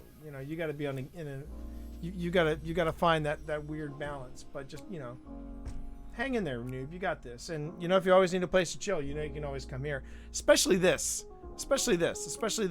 writing stream. That's the goal of this writing stream, is that we guarantee there's a corner of Twitch where you're assured chill that has nothing to do with ASMR. You know what I mean? And gaming author, and that is not a slam against ASMR. I'm just saying that, there's not, for me, I don't think it would be chill to anybody if I just went, this is the sound of my beard. I just don't see that as relaxing. I'm just saying. And how are you, gaming author? I know if the cat is not looking for it, it depends on the cat. If a cat's not looking for trouble, is it really a cat at all? It depends on the cat. There are some cats that go looking for trouble. He was just trying to find a little spot to get in there in the bookcase. Oh, that works. I've invested in a weighted blanket. That would work. I could see that. You're expanding your Twitch horizons. This recommended page is based on my likes. Well, Amanji, welcome to the stream. Just so you know, we do a bunch of stuff on this. There's a lot of stuff happening on this stream, Amanji. First off, you're here watching a writing stream. I'm T. You can call me T Monster, or Twitch Dad. And over there's my better half. That's my lovely wife Pip. She is the wife of Infinite Awesome. You'll hear me talk about her often. She is also a writer as well, and she also has her gaming night here. Now, I won't be gaming tomorrow, but Maybe I will. But Pip will be. Pip will be. It's actually pronounced like the Almond Joy. Almond. Oh, okay. I thought it was a manji, kind of like Jumanji, but that's even better, like Almond Joy. Okay, I can kind of, I dig that. I totally dig that. But what you're seeing here, Almond Joy, this is one of the different things you'll find on this stream. We're both writers. My wife and I wrote this award-winning series right here. This is the Ministry of Peculiar Occurrences, and this is the first book, Phoenix Rising. This will be celebrating its 10th anniversary. This one book will be celebrating its 10th anniversary. We wrapped up one part of the series in 2016, and then in 2018 we launched and are now currently working on a young adult spin-off series called Verity Fitzroy and the Ministry 7. And then when I'm not writing science fiction and fantasy, which is what I'm writing right now, I write books like this. There's Podcasting for Dummies. There's Discord for Dummies. There we go, Discord for Dummies. And finally, a book that may or may not surprise you, Twitch for Dummies. So that's these are books that I'm known for. And right now, this is one of the writing streams. Normally, we do we do Destiny on this channel. There's a lot of Destiny gameplay on here. But tonight there's not going to be. There's There's going to be some Destiny. There's going to be some Destiny, and then we go from Destiny to Phasmophobia. And then tomorrow is going to be the Friday Fun Run, where we do something other than Destiny, and it turns out that the game in question usually is either Ghost of Tsushima or Assassin's Creed Valhalla. So it's up to Pip whether or not her flip is Freaky Friday, which is tomorrow at 7. Whether or not she'll be doing Assassin's Creed Valhalla, or if she's going to do Ghost of Tsushima Legends. It's up to her. It's up to her. That's her night. I give the control over to her, and she takes it. She runs with it. Yeah, Almond Joy. A lot of people do see the Dummies books get a lot of coverage. They wind up in a lot of different places. And Twitch for Dummies was just a blast to write, because not only did I get to explore, Twitch in depth, but I also got a chance to talk to a lot of different streamers, big streamers, small streamers, mid streamers. Yeah, it was a fun book to write. It's a fun book to write. But along with Destiny and the Friday Fun Run, you'll also see a variety of programming. I'm now doing writing streams with my wife, and right now what I'm working on is an urban fantasy, which the current working title is Fear City, New York. We'll see where we go there. That happens. Okay. But yeah, I'll enjoy. If you got any questions, if you got any curiosities, got anything to ask me or my wife Pip, feel free to ask. All right. Oh,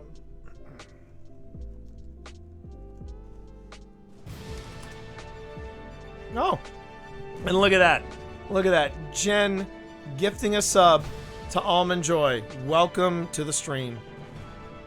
And yo, Panic, it's lunch. It's lunchtime. Hey, Panic. It's lunchtime. So Almond Joy, you get the Blurb walk on. You get access to our private rooms on Discord. You can make friends with all the people that sub there, and you also get all the fun emotes of Tier 1, which does include the most recent T-Pog. I'm trying to see if I can get the attention of Twitch. But yeah, I turned myself into an emote. As Pip likes to say, I have a face for emotes. So there you go. All right.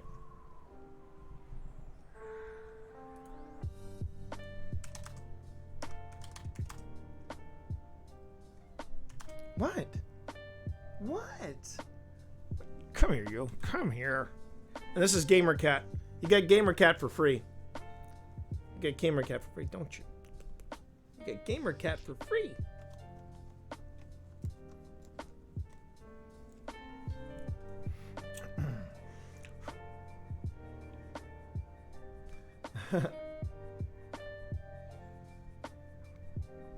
That's Benedict, everybody, who is getting his super serum and wet food today. So there you have that.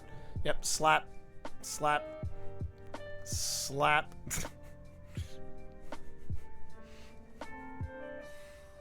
Riding with Twitch Dad, now with 100% more cattail. Okay.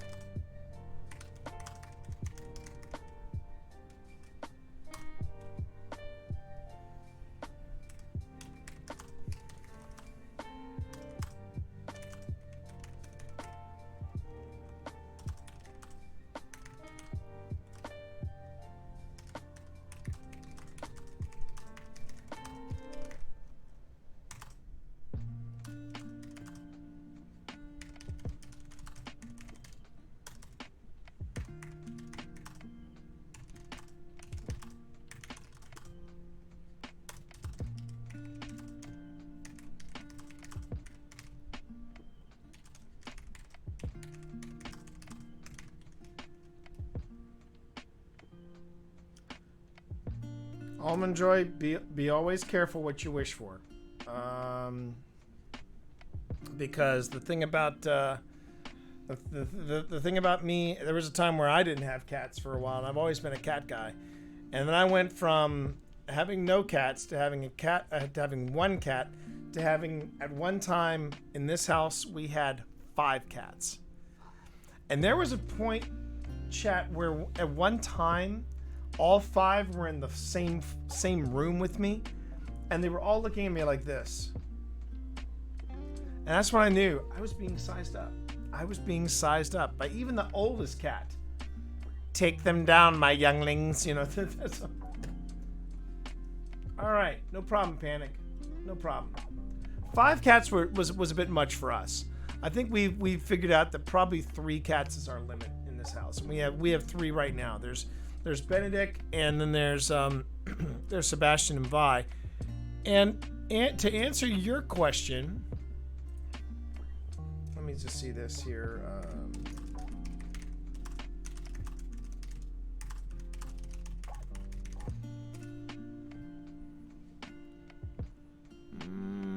Let me see if I can find it.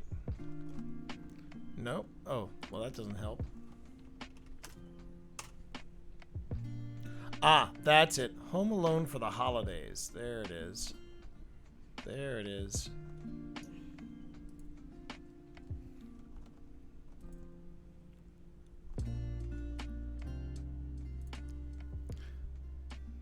So here's something for you, Glenn. If you were curious, well, I've never written a story with Benedict yet. I do have this story. That's a short story that I wrote for not for Amazon, for the Tales from the Archives podcast. It's called Home Alone for the Holidays, and it is based on Wellington. The 2 central characters, well, the one central character is Wellington's cat Archimedes. And we kind of based Archimedes off of Sebastian. Big chunk of a cat. Actually, if you give me a second here, let me look something up real quick. I bet I could find the actual podcast. The podcast is a lot of fun. I had a great time producing that podcast. It was really hella fun. Home Alone for the Holidays podcast. Here's Goodreads or Smashwords. I think this is it. Yep. There it is. Yep.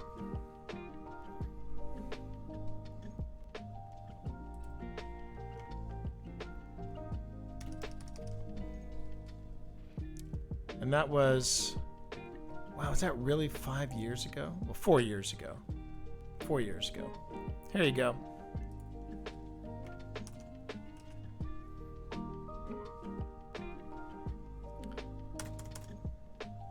So if you want to hear me tell a story that is from a cat's point of view, have a look at that link right there, the Ministry of Peculiar Occurrences, the 2016 Christmas special. Been hoping one day y'all would do a children's book about your cats. I want them to go on adventures, maybe play D&D. Well, the closest we've come, Panic, is that story right there. So if you have a listen there, that's as close as you can come. I'm pretty sure that one is family friendly.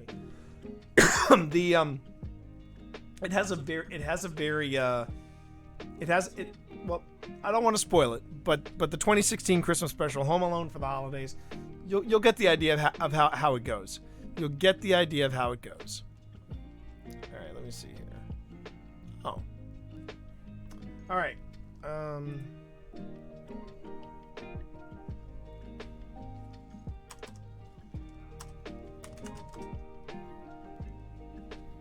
Ah, you bet. You bet. Thank you, Glenn.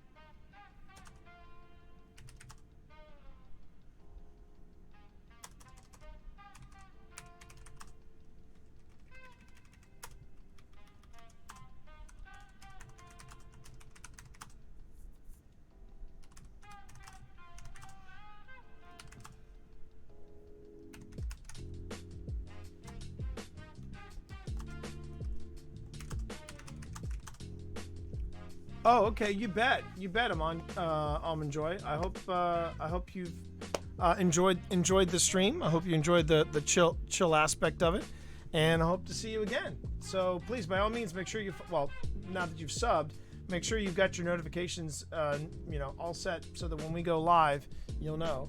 And all right. And same thing for you, Savin. It's always a pleasure having you on stream. You take care of yourself, buddy. Love you. Love you, bud.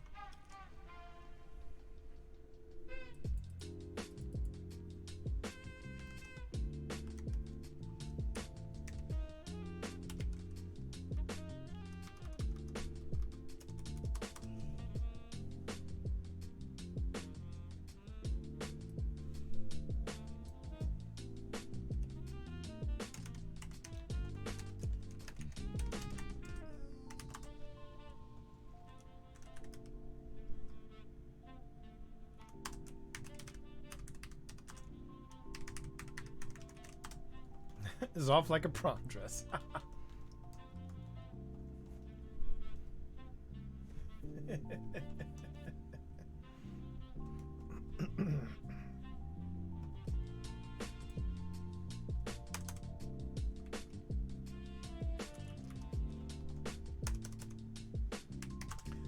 Just updating, just so you know, chat, I'm updating right now. If you're hearing me type but nothing's popping up on here, it's because I'm just updating the story Bible a bit.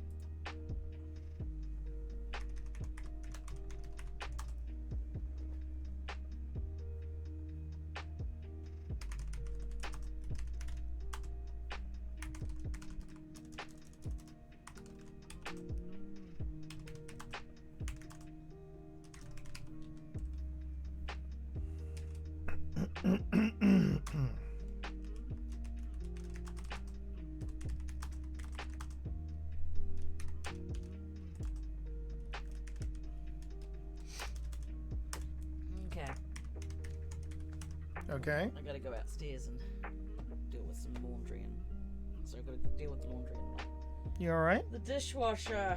Oh. Oh. Anyway, I'm going to be able to write tonight while you're gaming, so I'm going to call it. Well, wait. Whoa. I got 500 words down there. All right. So what was the end? What was your end? I have to update the tally. So next time we do this. Well, I probably will have a new tally. That's fine. That's Okay, fine. Well, I gotta update the tally. So what's your tally? Project. It is 44,355. All right. Okay, that's What's good. yours at? All right. Well, I started at 1250 on this chapter, and I'm at 2125. Oh, good. So I'm closing in on the closing in on the this is going to be a long chapter. This is the get to know the characters chapter. Well, remember, you can always break it up. Oh yeah. You can have 2 chapters. Yeah. All right. I'll see you guys later on. I'm going to go and do adult stuff. I love you, baby. You can have the cat cam back now, Benedict. I know you're going to sit here. Don't even pretend. I know what you're going to do. He's watching you leave. He's watching you leave.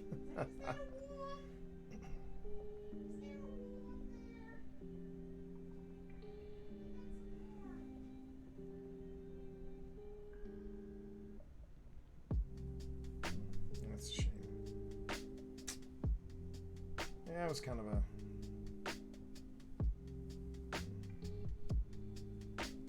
Hey, Pip. Hold on 1 second, chat. First off, one, Christina says bye. The other one, would you do me a favor and update the job file? Circle CI just turned me down. All right. What was that? I do. They were the people that worked with us at Code. It's a shame. All right, there, Chad. I got 2 more. I got a pair of interviews coming tomorrow, so I got to make sure I'm focused for that, which is why I won't be around. Tomorrow morning. It's kind of a bummer because I love playing Ghost of Tsushima, but I'm kind of giving myself a break. I'm just going to give myself a break.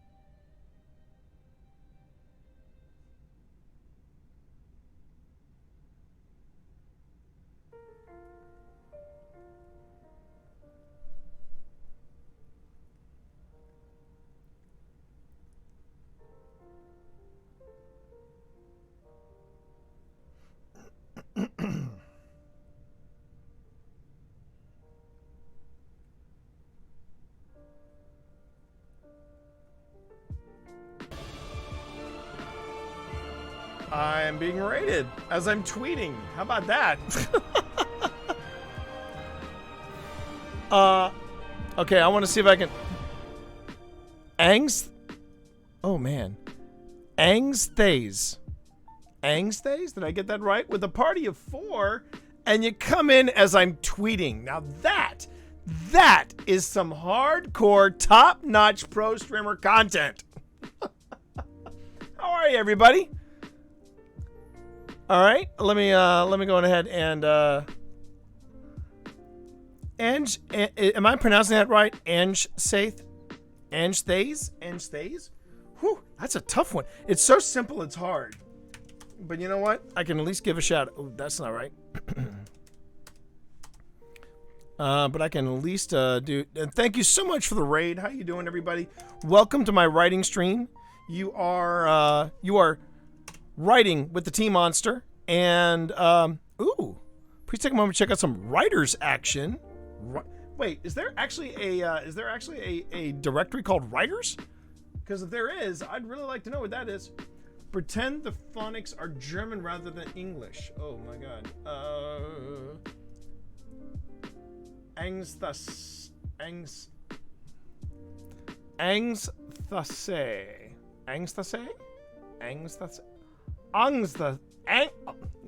I'm lost. How you doing there, Ange? Welcome to my stream. You're riding with the Tea Monster, and my wife, who just took off. She just took off, but yes, this is powered by the Shared Desk, our podcast, and this is a this is a writing stream that we're doing here. It's actually an irrelevant typing game, but many people who write on Twitch have co-opted it. The last try with the angst was quite close. Oh, Angsthas. Is that it? Angsthas? Poison Painter, hey, how are you? Good to see you on stream. So you've just joined my writing stream here, and right now I'm currently working on an urban fantasy. Close enough. Thank you, Angst. Thank you for your patience. I do appreciate it. But you can call me T. You can call me T Monster. You can call me Twitch Dad. I normally stream Destiny 2, hence the Destiny 2 stuff you see on the walls and elsewhere. But along with that, I also write science fiction and fantasy. My wife and I are known for the award-winning steampunk series Ministry of Peculiar Occurrences. This is the first book in the series, Phoenix Rising. As for my own work, I'm working on my first work of fiction for quite some time, first solo work of fiction. Oh, hey, take care of yourself there, Jen. Thanks for hanging out with us on the stream. A lot of people know me, though, from books like this. I'm one of the authors of Podcasting for Dummies. I am the author of Discord for Dummies. I'm also the writer of this book. Yes, Twitch for Dummies. And I do fiction, I do nonfiction, and right now I'm working on an urban fantasy set in New York in the late 70s, early 80s. It is called Fear City, New York. Let's see. Been working on the last few days of the January 31st, 31 Days, 31 Stories Challenge. Ooh.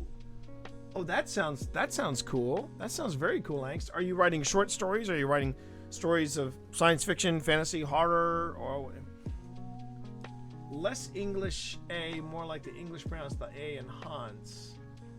And same with the A in Hasse. It's translated to Scaredy Bunny. Well, thank you, Poison Painter. But when I'm not gaming, when I'm not playing games like Destiny or playing games like Ghost of Tsushima, or watching my wife play Assassin's Creed Valhalla, which we're doing on Sunday nights, or if you want to see me scream a bit, that's when we play Phasmophobia. I'm doing this. I'm getting back into. I'm actually getting back into writing. I actually wrote a lot of nonfiction last year, which was terrific. But my heart belongs to fiction, so that's what I'm doing here. And thank you for that follow, Angst. And Natalia Books, thank you for the follow as well. Certainly appreciate that. You are joining the Monster Mash, and I appreciate you coming in here. So I want to see this. Hold on one second. I just want to see something here. And thank you, Angst, for trusting your community with me. Huh? Look at that. Interesting. I had no idea there was a category just for writers. That's interesting. That's very interesting. The things I still learn so much. I still learn so much with each stream. So I've now learned something new, and that's always a good day. That's always a good day. Yes? What? What, Cat? Are you gonna have a conversation with me off camera? Seriously? Is this what you want to do? Oh, that's fine. It's fine, Angst. Totally fine. No, I that's usually how raids go. You can step in and then either stick around for a lurk, or you can, it all depends. There is a world outside of Twitch. Something I write about in Twitch for Dummies, actually. For anybody who thinks, oh wow, he wrote one of those get-rich-quick books. No. There's actually a section in Twitch for Dummies that says, don't quit your day job. And it's just my advice where I'm like, look, this is not easy to do on a regular basis. This is definitely not easy to do. Are you going to take Mom's Warm over there? Is that what your plan, Benedict? Are you going to take Mom's Warm? That's GamerCat, by the way, everybody. GamerCat's a regular on the stream. And he has just discovered that my wife has left behind a Warm. Is that your plan, Benedict? Is that your plan? Is that your plan? Or are you just going to stare at me? As you tend to do. All right, let me at least angle the camera so people can get a better look at you. Hold on. No, don't talk down it. I knew you were going to do that. I have angled down the camera. I've angled down the camera so people will get to see you a little better. I suggest you let people take care of it. Okay. You know, I'll be the first one to say, Natalia, if you've got something to write, by all means, feel free to lurk. But that's the idea of this. My wife and I started doing the writing streams just to see, one, if there would be any interest in writing streams. And then we did it as a solidarity for NaNoWriMo. And then we found out that not only did people really enjoy the writing streams, people had quite a few questions. Have I heard about the upcoming writers convention being organized on Twitch? Well, the answer would be no. No, I have not. And it would be nice if the guy who wrote the book Twitch for Dummies would be aware of that. I know, gaming author, right? This is the first I'm hearing of it. So the answer is no, Angst. Do you have a website or a place where people can sign up and find out more about it? Is it only national or international? Now, is that Poison Painter? Is that for Angst's? Is that for Angst or is that for me? Because Twitch is international. That is truly something I can say about this particular stream and this particular platform. Writer's Conduit. Oh, no, that's okay. Hang on. I can fix that. Hold on 1 second. Let's see here.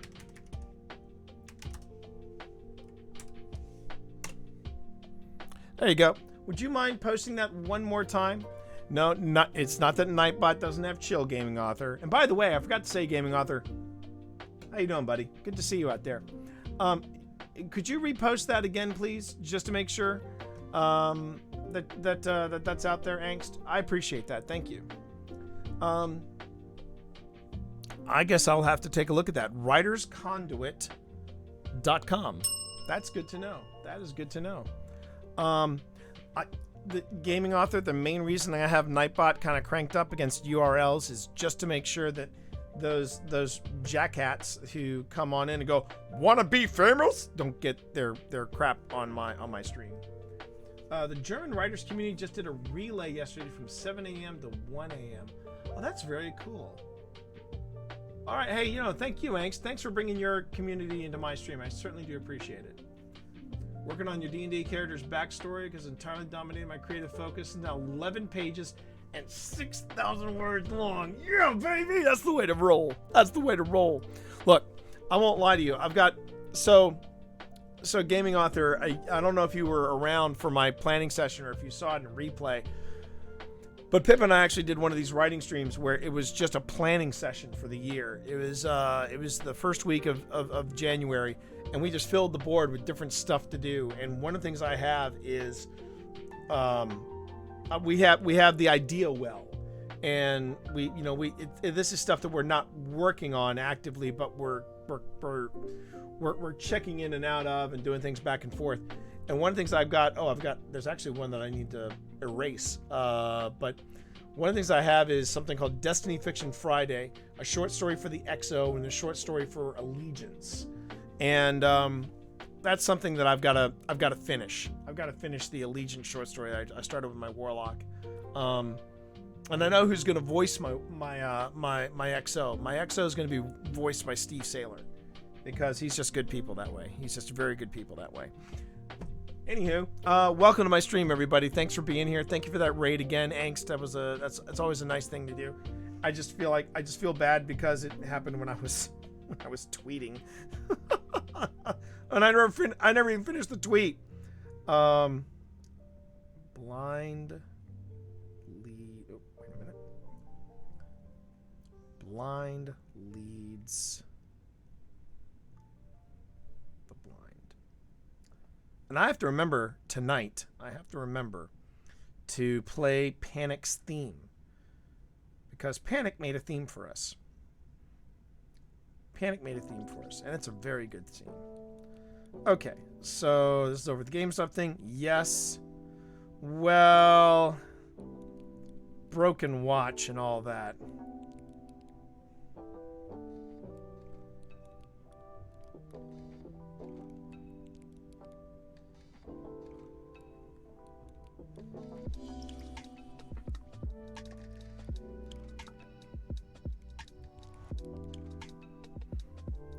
And I know the image I want.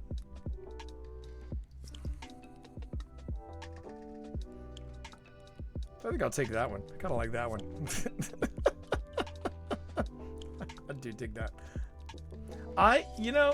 Yeah. Looks like international. Oh, okay. Well, hey, I'm game. I'm always game. I'll touch base. I'll come in, say hi. And now that we've shared that, I know Gaming Author will probably reach out and take a look themselves. But yeah, I mean, along with, I still want to do some more fiction with my Destiny characters, but at the same time, I'm trying to stay focused on making sure I get my word count in with Fierce City, New York. The other thing I've got to make sure of too, I will probably be giving Fierce City a break next week. And we will return to Secret of the Monkey God, which is the young adult series that my wife and I are writing together. And it's just a matter of just making sure that the word count is all there. But my other thing too, chat, is I think you're going to see this happen more and more often on this stream. Just having these regular afternoon streams. Where I chat with people while I work on whatever the work in progress is. But yeah, this is it's great meeting new people. It's great sharing the progress, as it were, and it's been really good progress. Hey, buddy, are you gonna come back up here? Are you thinking about it? You think about it. I'll be right here. Just don't poop in my shoes. That's all I ask. Don't poop in my shoes. Is it really 4:15? Crap, I had no idea. If you want German programming, talk to the organizing committee. I'll give it a shot, Angst. Why not? I'd be more than happy to.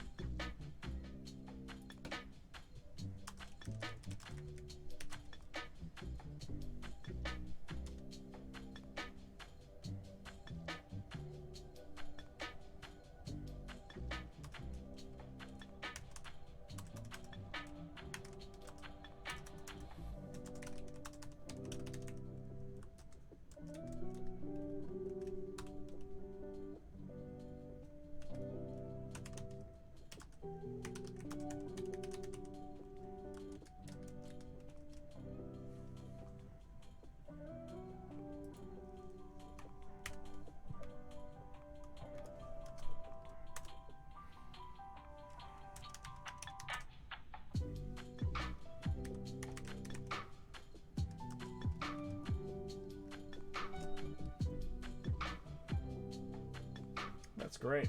That's great. Okay, buddy, what are you doing? What are you doing apart from hitting with your tail? What are you gonna do? Why are you hitting with your tail? Yeah, rub. Okay.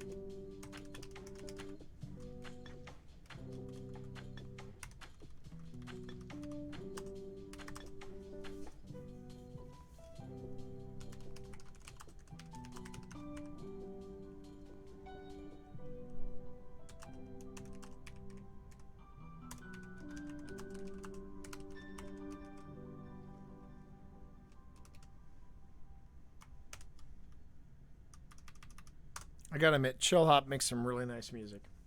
Chill hop music really does nice work. They really do.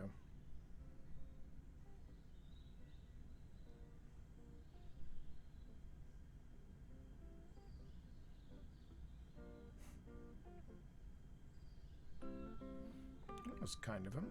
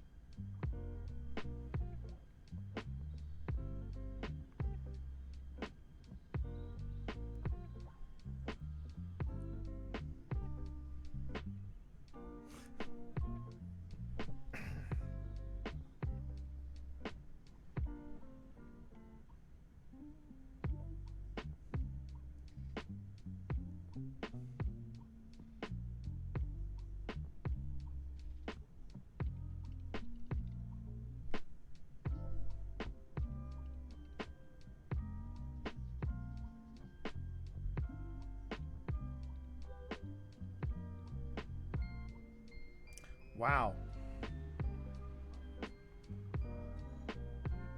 I hope that's true. Sorry. I'm getting lost now on Facebook. I need to stop that. Social media. I love social media, but man, I'll be the first one to say, this is coming from the guy who's written several books in the social media platform. It can be the worst distraction ever. Okay.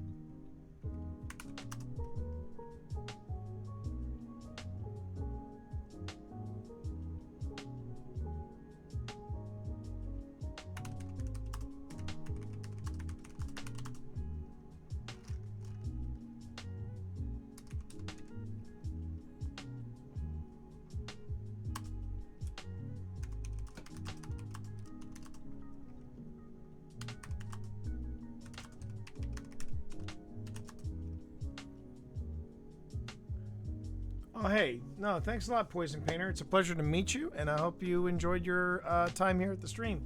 Have a great day. Thanks a lot for being here. Appreciate it.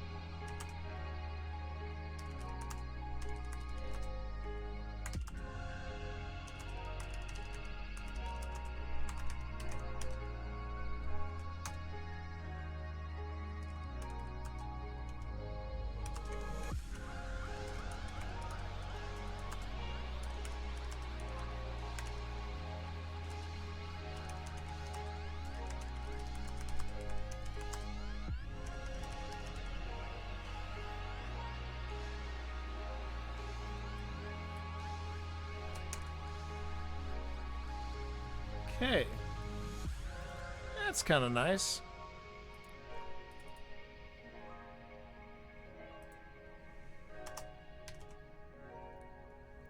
Looks like I overshot my my goal.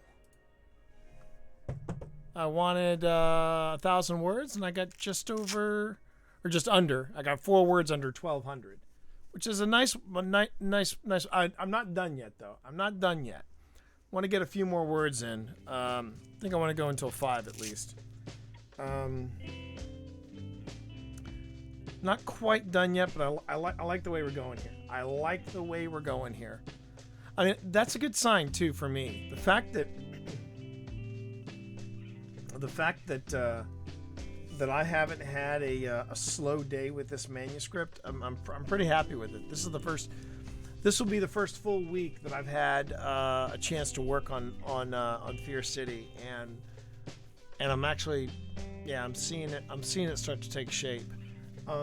Again, this is one of those things where I don't know what's going to stay. I don't know what words are going to stay and which ones are going to hit the ground during the editing process. But I'm pretty happy. I'm pretty happy. Still got a little more to go with this chapter. I want to end with them leaving the dinner, and you're gonna see them. You're gonna see at least their daughter interacting with the kids. I want to have that moment as well. Yeah, tricky bit's gonna be where do I go with the with the mob characters. I think the next, I've had 2 chapters in a row where I've dealt with the law enforcement characters, and I've got to hop over to the mob characters, and I've got to give them. Actually, I think I know what I've got to do. I think I know exactly what I got to do. I got to get into the business. I got to get into the business of them, what they're getting into. Whew. Feels good though. Let me go ahead and save this real quick, and then.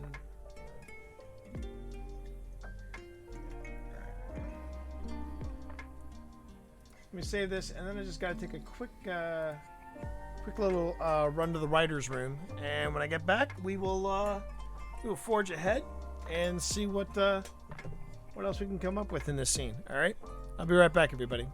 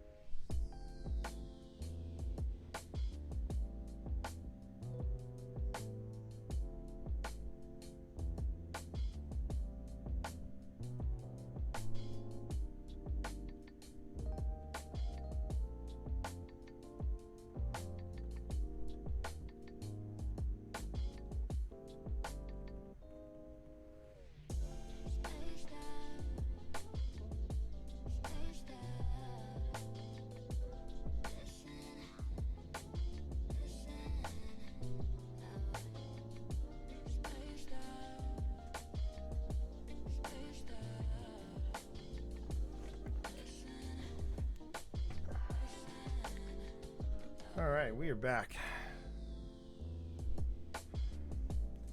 It always feels really good when I see a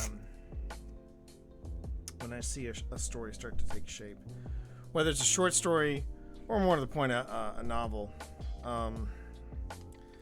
Last novel I was working on was a novel called Dope, and that was a working title. I'm not even thrilled with the working title, but it was supposed to be I was trying to do the fall of Lance Armstrong, provided Lance Armstrong was a woman and she was in esports. I'd done a little bit of research on how people are coming out of esports in their 30s, and they're addicted to all kinds of different. What are you doing, Kat? What are you doing, Kat? Hang on, I want to watch this. Now he's thinking about it. Yeah, I see you over there. What? What? He's just looking at me. What? Back at you. It was fun to write. It was really a lot of fun to write, and it's kind of sitting in a drawer right now, just kind of basting, if you will. It was fun. I finished it, and it was when I initially wrote it. And I had to kind of switch gears halfway through, but I was doing it almost like a romance novel, and then I talked myself out of writing romance, because one of the genres that I've got a friend in is she writes romantic suspense, and I read 3 different authors that did romantic suspense, and out of the 3. One of them was my friend, actually. I felt like I really enjoyed her books. There was another person that I know who has she's written 50 books. I don't mean to dig on her, but she's written 50 books. But I think one of the things that she's really gotten into is there's a trend on in writing where people will do their spin on Disney villains, but they get around it by not saying their name, but they describe them, and it's like they're Disney villains. She's done a whole series of books like this where she's done basically Disney villains, romantic like novellas, and she sells them online, and people can't get enough of them. But the biggest problem I have with the romance novel industry. Hey, Kat, good to see you. How are you, Kat? The thing I'm really kind of I have issues with writing romance. I went to a romance convention. I went to a romance author convention. I saw some shit. Done with work and sleepy. Well, Kat, if you want to come here and chill a bit, you're more than welcome to chill here. I'm getting back into this in just a second. Let me put it this way: the bad behavior that you see that you hear about, what men treating women at science fiction conventions or other writing conventions, ramp that up to 15. Gender flip it. That was the romance convention. I won't lie to you. It was like, you know how some people describe bad behavior by men as a frat party? This would be a sorority party. How would I put it? Yeah, gender flip Revenge of the Nerds. That would be what I saw at the that would be what I saw at this romance convention. And I'll tell you something else that was a real turnoff at the convention too. I met up close some of the male models, and not only are those effers dumb as bricks, they're rude fuckers too. There was a guy that was looking at my steampunk arm, and then somebody called out to him. They were standing behind me, and he literally pushes me out of his way so he can get to this person. He didn't say, hey, it was a real pleasure talking to you. Oh, wow, that arm is really cool. Thanks again for sharing it. He just pushes it because it was all about him. And I was like, really, Jack Wagon? That's how you're gonna handle this. All right.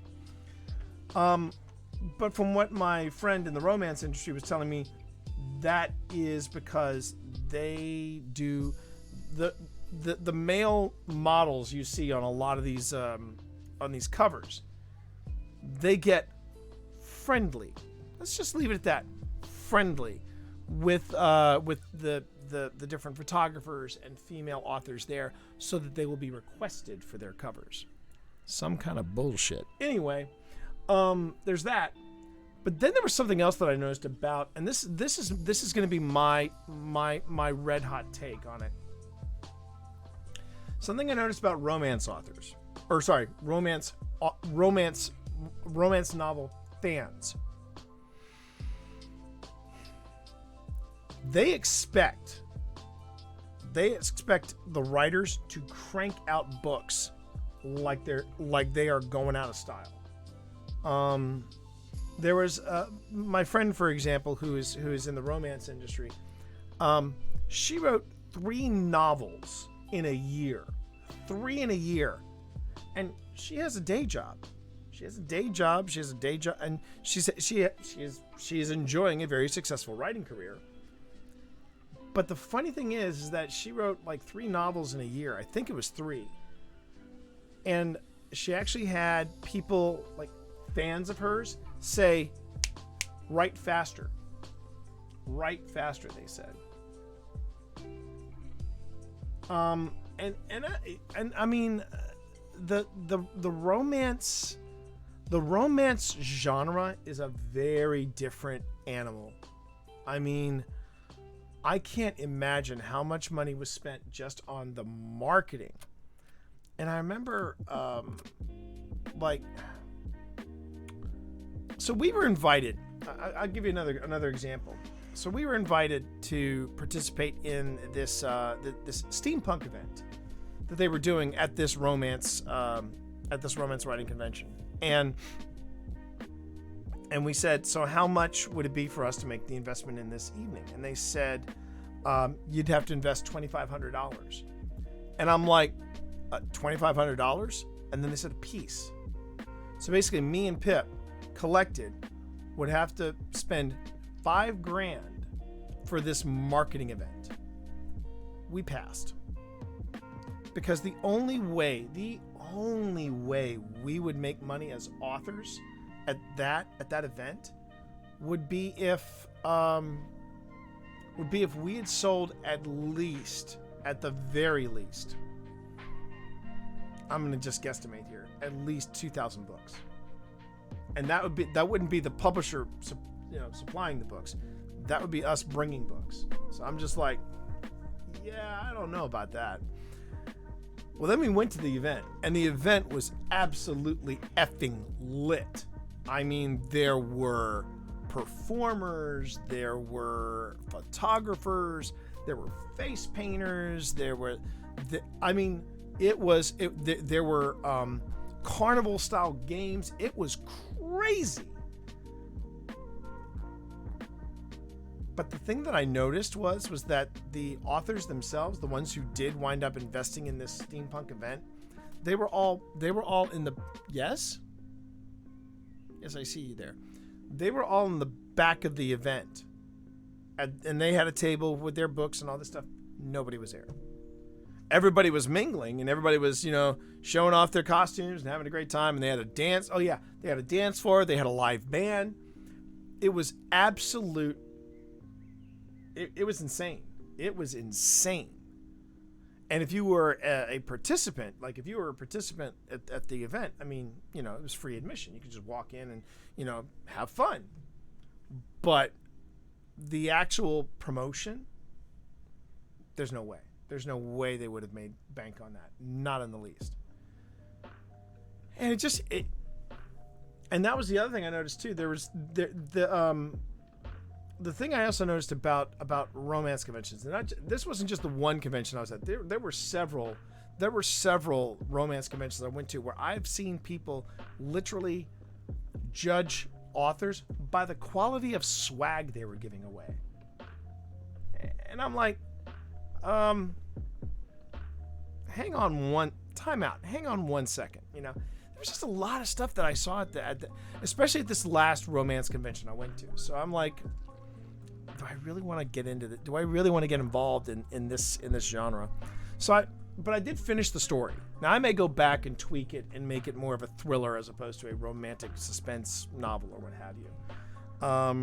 But it was fun. It was fun because I did finish it, and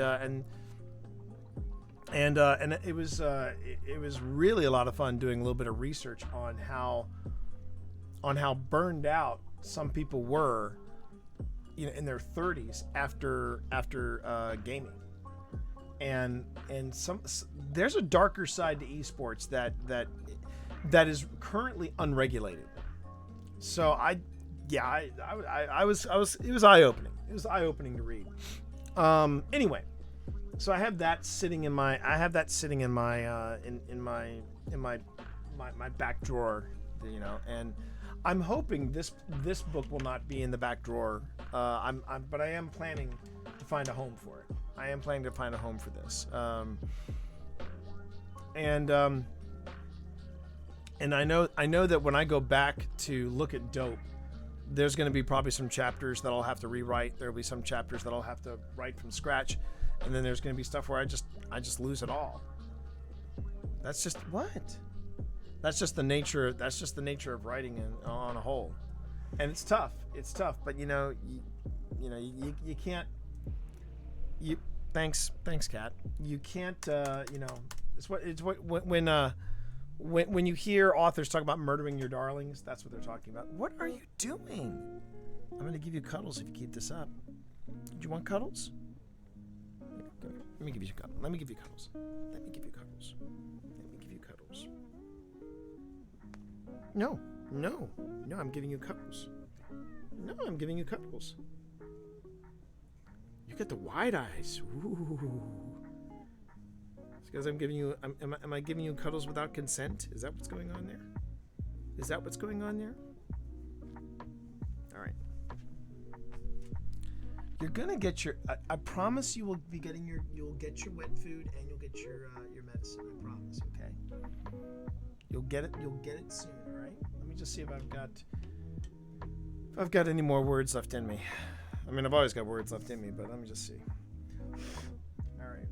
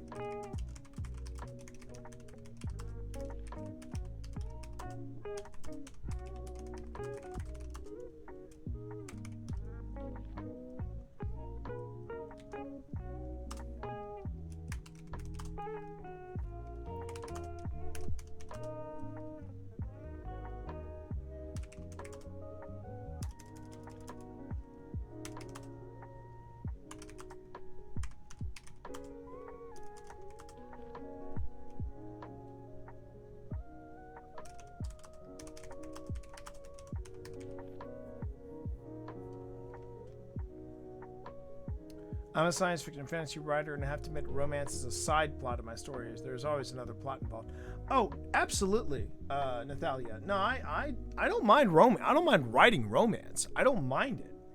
And in a lot of my stories, especially in Books and Brawn, we were actually told by the editor we would like to see Books and Brawn get together in book 1, and we're like, that's not going to happen. We plant the seeds in book 1.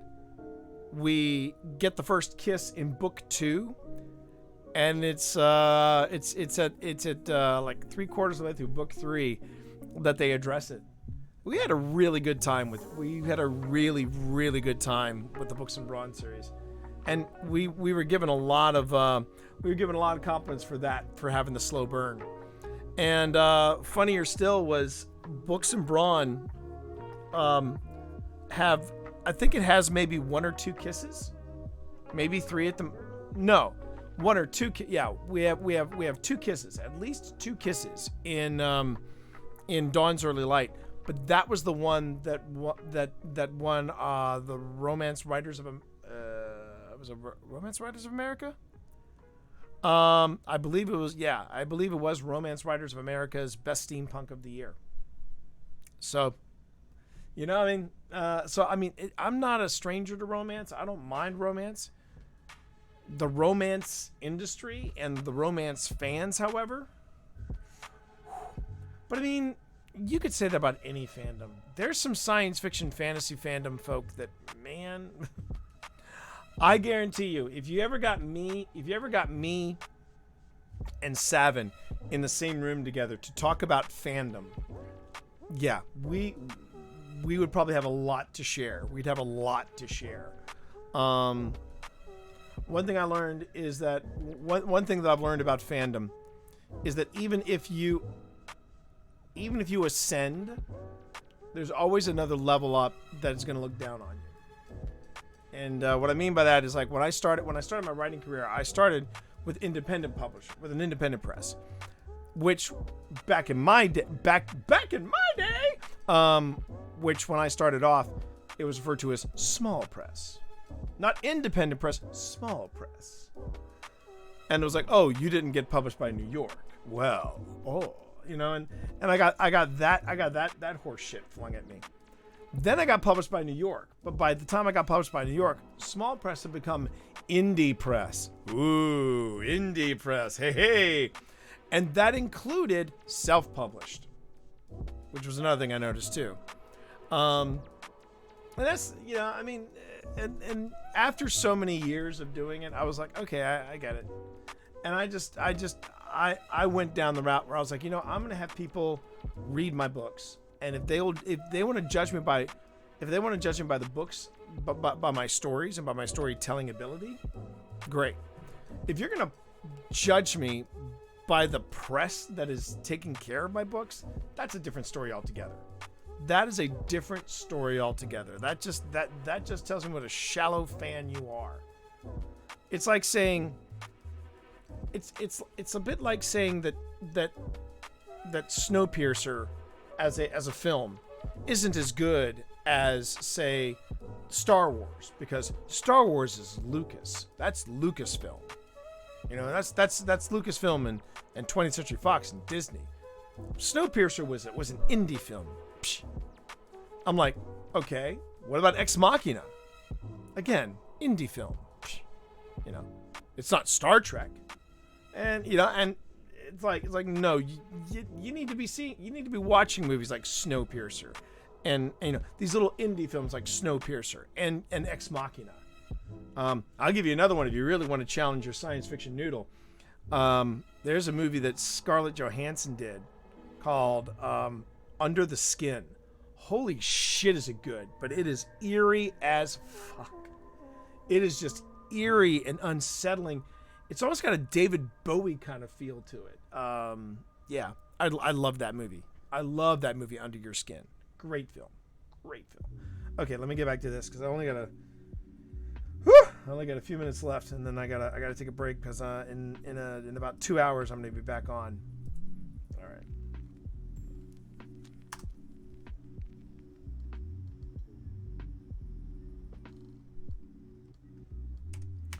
What?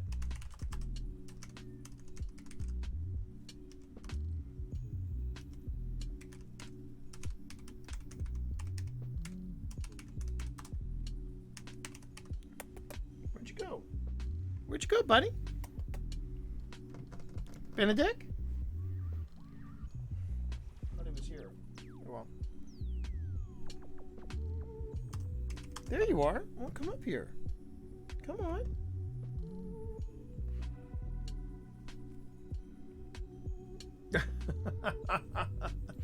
Now here's the thing, gaming author. I still love Star Wars.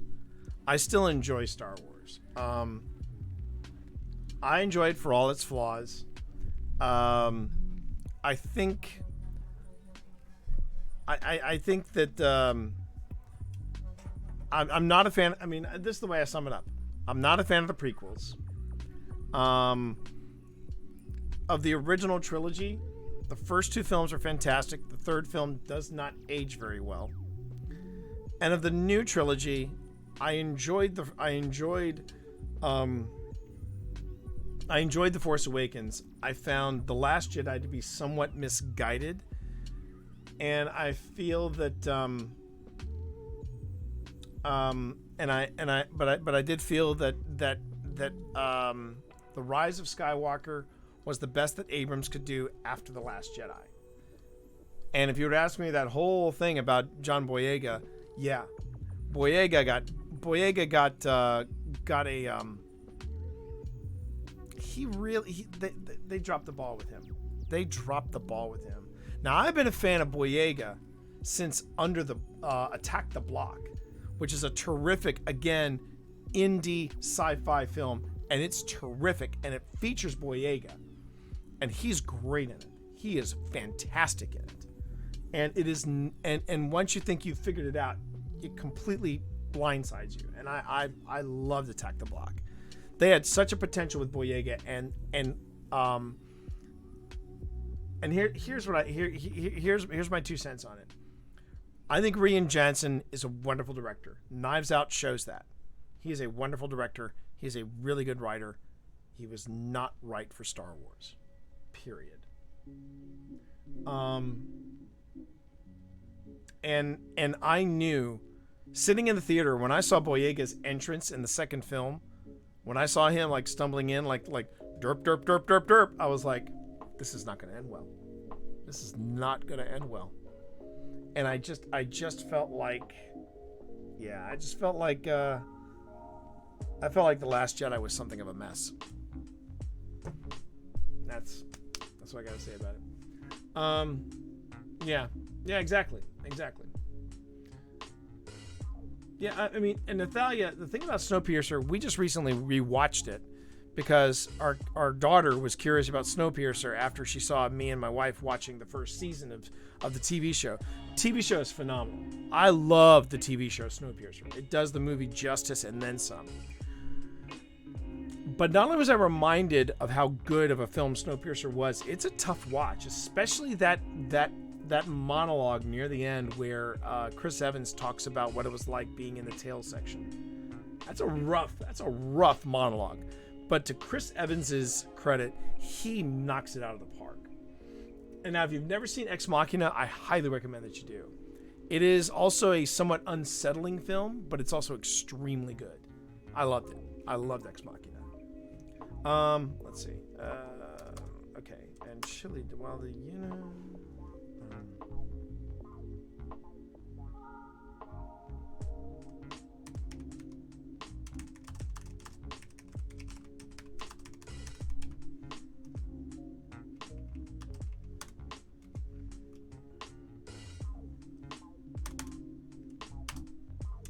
no. I don't think it does. I didn't see Splice. I saw Species, but I never saw Splice. I remember seeing the trailer for Splice, and I thought, no, I don't think so. Ex Machina is very, it's a bit more psychological. It's a bit more unsettling from a mental perspective. And the to be watch list. Exactly, Natalia. Exactly. There's TBR and there's TBW. There you go.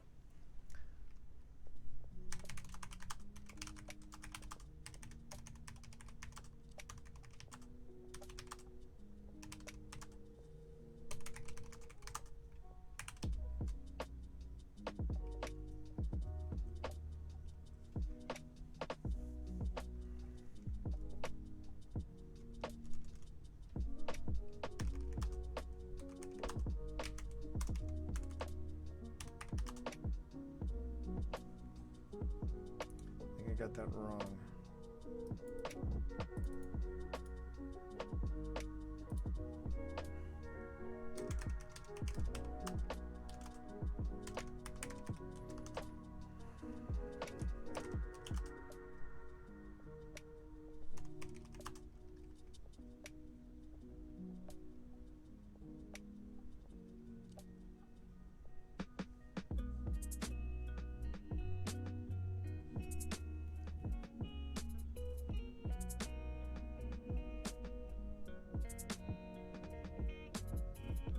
Not Uloth, it was Herbal.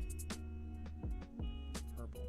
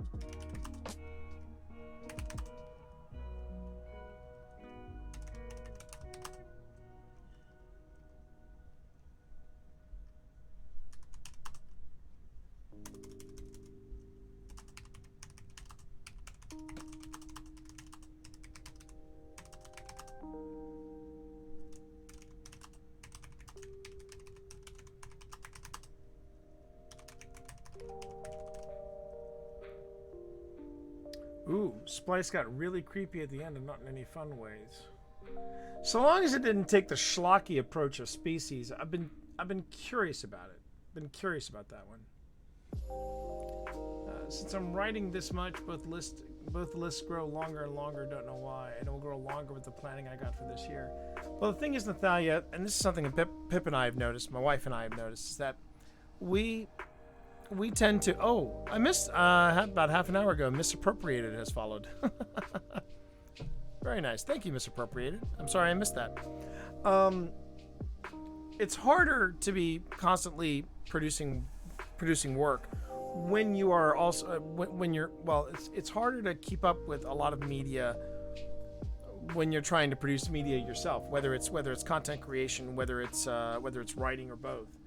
It's just hard to do, and that's why you hear a lot of people say being a full-time streamer is not as easy as people make it out to be. It isn't just playing video games. You're creating content that people can engage with, and it is not easy. It's something I even say in Twitch for Dummies. People think that when you decide you want to become a streamer, you're like, well, I'm going to play video games, make money at that. On a base level, that's what you're doing, but when you look at the pros, when you look at people like Dr. Lupo, Ninja, Pokimane, people like that, they basically share and open up a lot of their lives in here. And they are streaming, in some cases, they're streaming 8 to 10 hours a day. And while that's your job, and I get it, it's not easy. Not by a long shot. And I'd be the first one to say, would I like to go full-time? Would I love to be able to come down, log on at 9, and stream all day? Sure. That'd be fun. But it wouldn't be much of a life for me. Okay, so and I'm not saying, but that wasn't what I was saying, that you were insinuating that. What I was saying was that when you start creating content, and to me, writing is creating content. It's the first of creating content, or one of the first things to do when it comes to creating content. Whether it's cave drawings or something like that, that's still content, right? And when you spend all that stuff, your off time, your downtime is kind of regulated. So sometimes you may not get to a latest movie, you may not get to the latest show. I mean, like earlier. After a lot of things started to die down about the election, I started doing a rewatch of The West Wing. And I love The West Wing. But I haven't gone back to the West Wing since I started working on the book. And there's you just have to decide, when am I going to step away, and when I come back, and I just need to make sure that I'm making time not just for me, but making time for my wife, making time for my kid, and because that stuff matters. That's why, weekends we take off. Weekends are our time off. And yeah, streaming is not easy. Anyone who says that it is easy, anyone who says streaming is easy, in my opinion, either A, has already made it and they're just coasting and they're just enjoying the ride, and I say more power to them, or B, these are very lonely people, and my heart goes out to them. Now, I will tell you this: streaming is fun. It's not easy, but it is fun. I do love doing it. I absolutely love doing it. And I will. And when it stops being fun, that's when I'll be like, I'm done. But it is a blast to do. Let's see, consideration.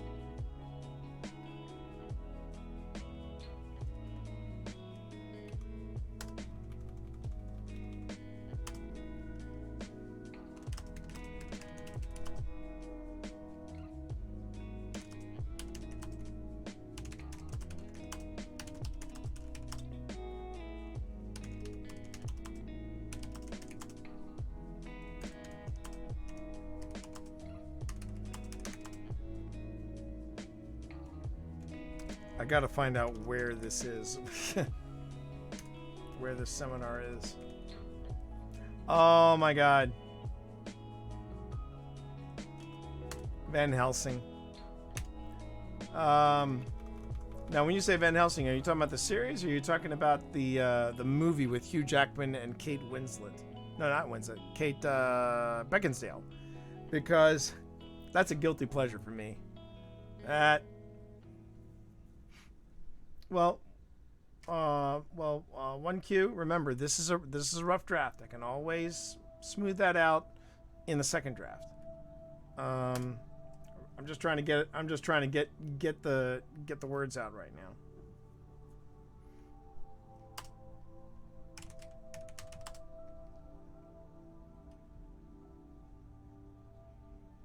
now.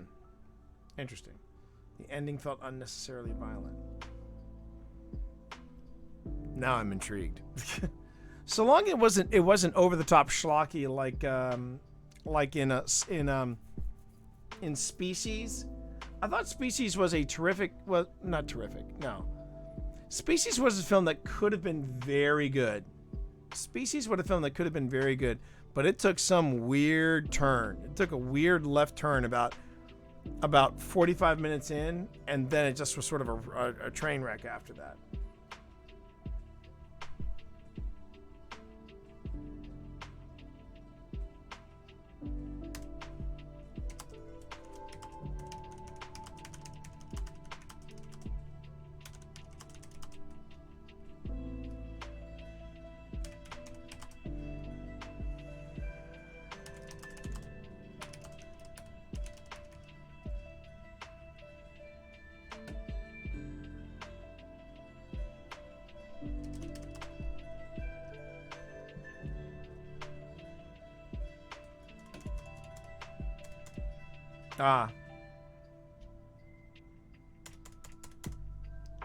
Yeah, the series I just kind of glanced at. I was like, okay. Oh, the movie didn't need to go there to make its point, but it did anyway. Okay. Now I'm even more curious. I'll have to go and take a look at it. But tomorrow.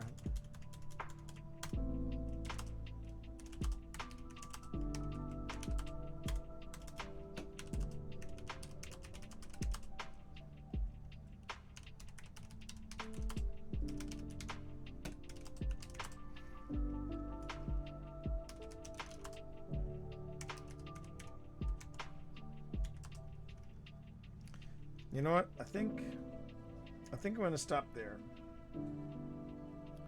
Hang on a minute.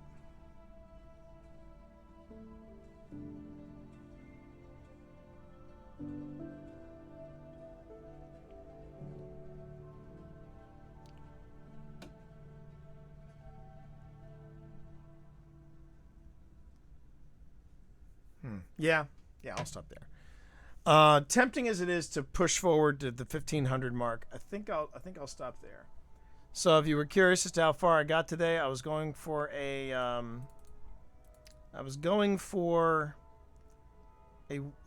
goal of 1,000 words, and I just got over 1,200. So you know what? That is pretty damn satisfying. I will probably finish this chapter, if not sometime tomorrow. I might finish it on. I might finish it over the weekend. It's just one of those things that insta kills my enjoyment, and you know, that makes sense. I mean, as I said to my daughter Sunny, when we were talking about that monologue that Chris Evans has in Snowpiercer, she said she was really turned off by it. She was really unsettled by it, and I said, well, that's because you're supposed to be. You're supposed to be unsettled by it, and it's a hard monologue to watch. It's a very hard monologue to watch, but Evans just knocks it out of the park.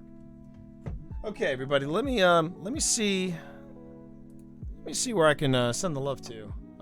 Let's see who's on right now. Is Red Ellie still on?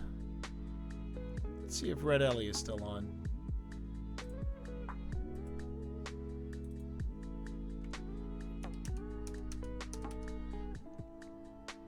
Well, it looks like... Okay. She might be chatting. Well, if she's chatting, more power to her. And I almost started singing Les Mis there. Hang on one second. Like my brain was like, one day more. And like, that's not. There's gotta be a come one, come all line in that because it's about like armies and shit, but I actually am not sure. Podcast? Do we have a podcast command? We should. We definitely should. Rides horse across the pond to the Pixie Studio.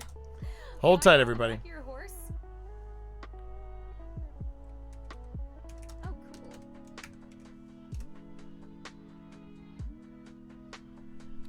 Just see here. Goodfellas. I actually haven't seen Goodfellas. I don't think.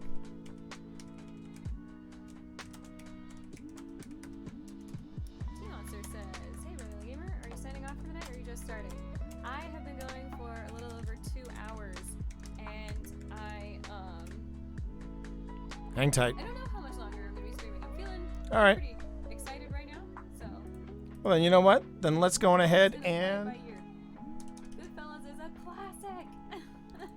Now, okay, so she's a she's a new streamer. So let's go on ahead and let's send the love to Red Ellie Gamer. First off, Night Raid and raid Red Ellie Gamer. A nice lass, Red Ellie Gamer. I like her. She's, like I said, she's at least from what I can tell, she is new to the stream. She's new to streaming, and just a delight. So go ahead and copy that message, and let's spam it in her chat. Let's make her feel welcome. Give her some of that monster love, and thank you, everybody. I will be back tonight at 7 p.m. with my buddy Steve for Blind Leads the Blind, and then later on it'll be Phil Rossi and the Scream Team with Phasmophobia. You all have a great day. Peace.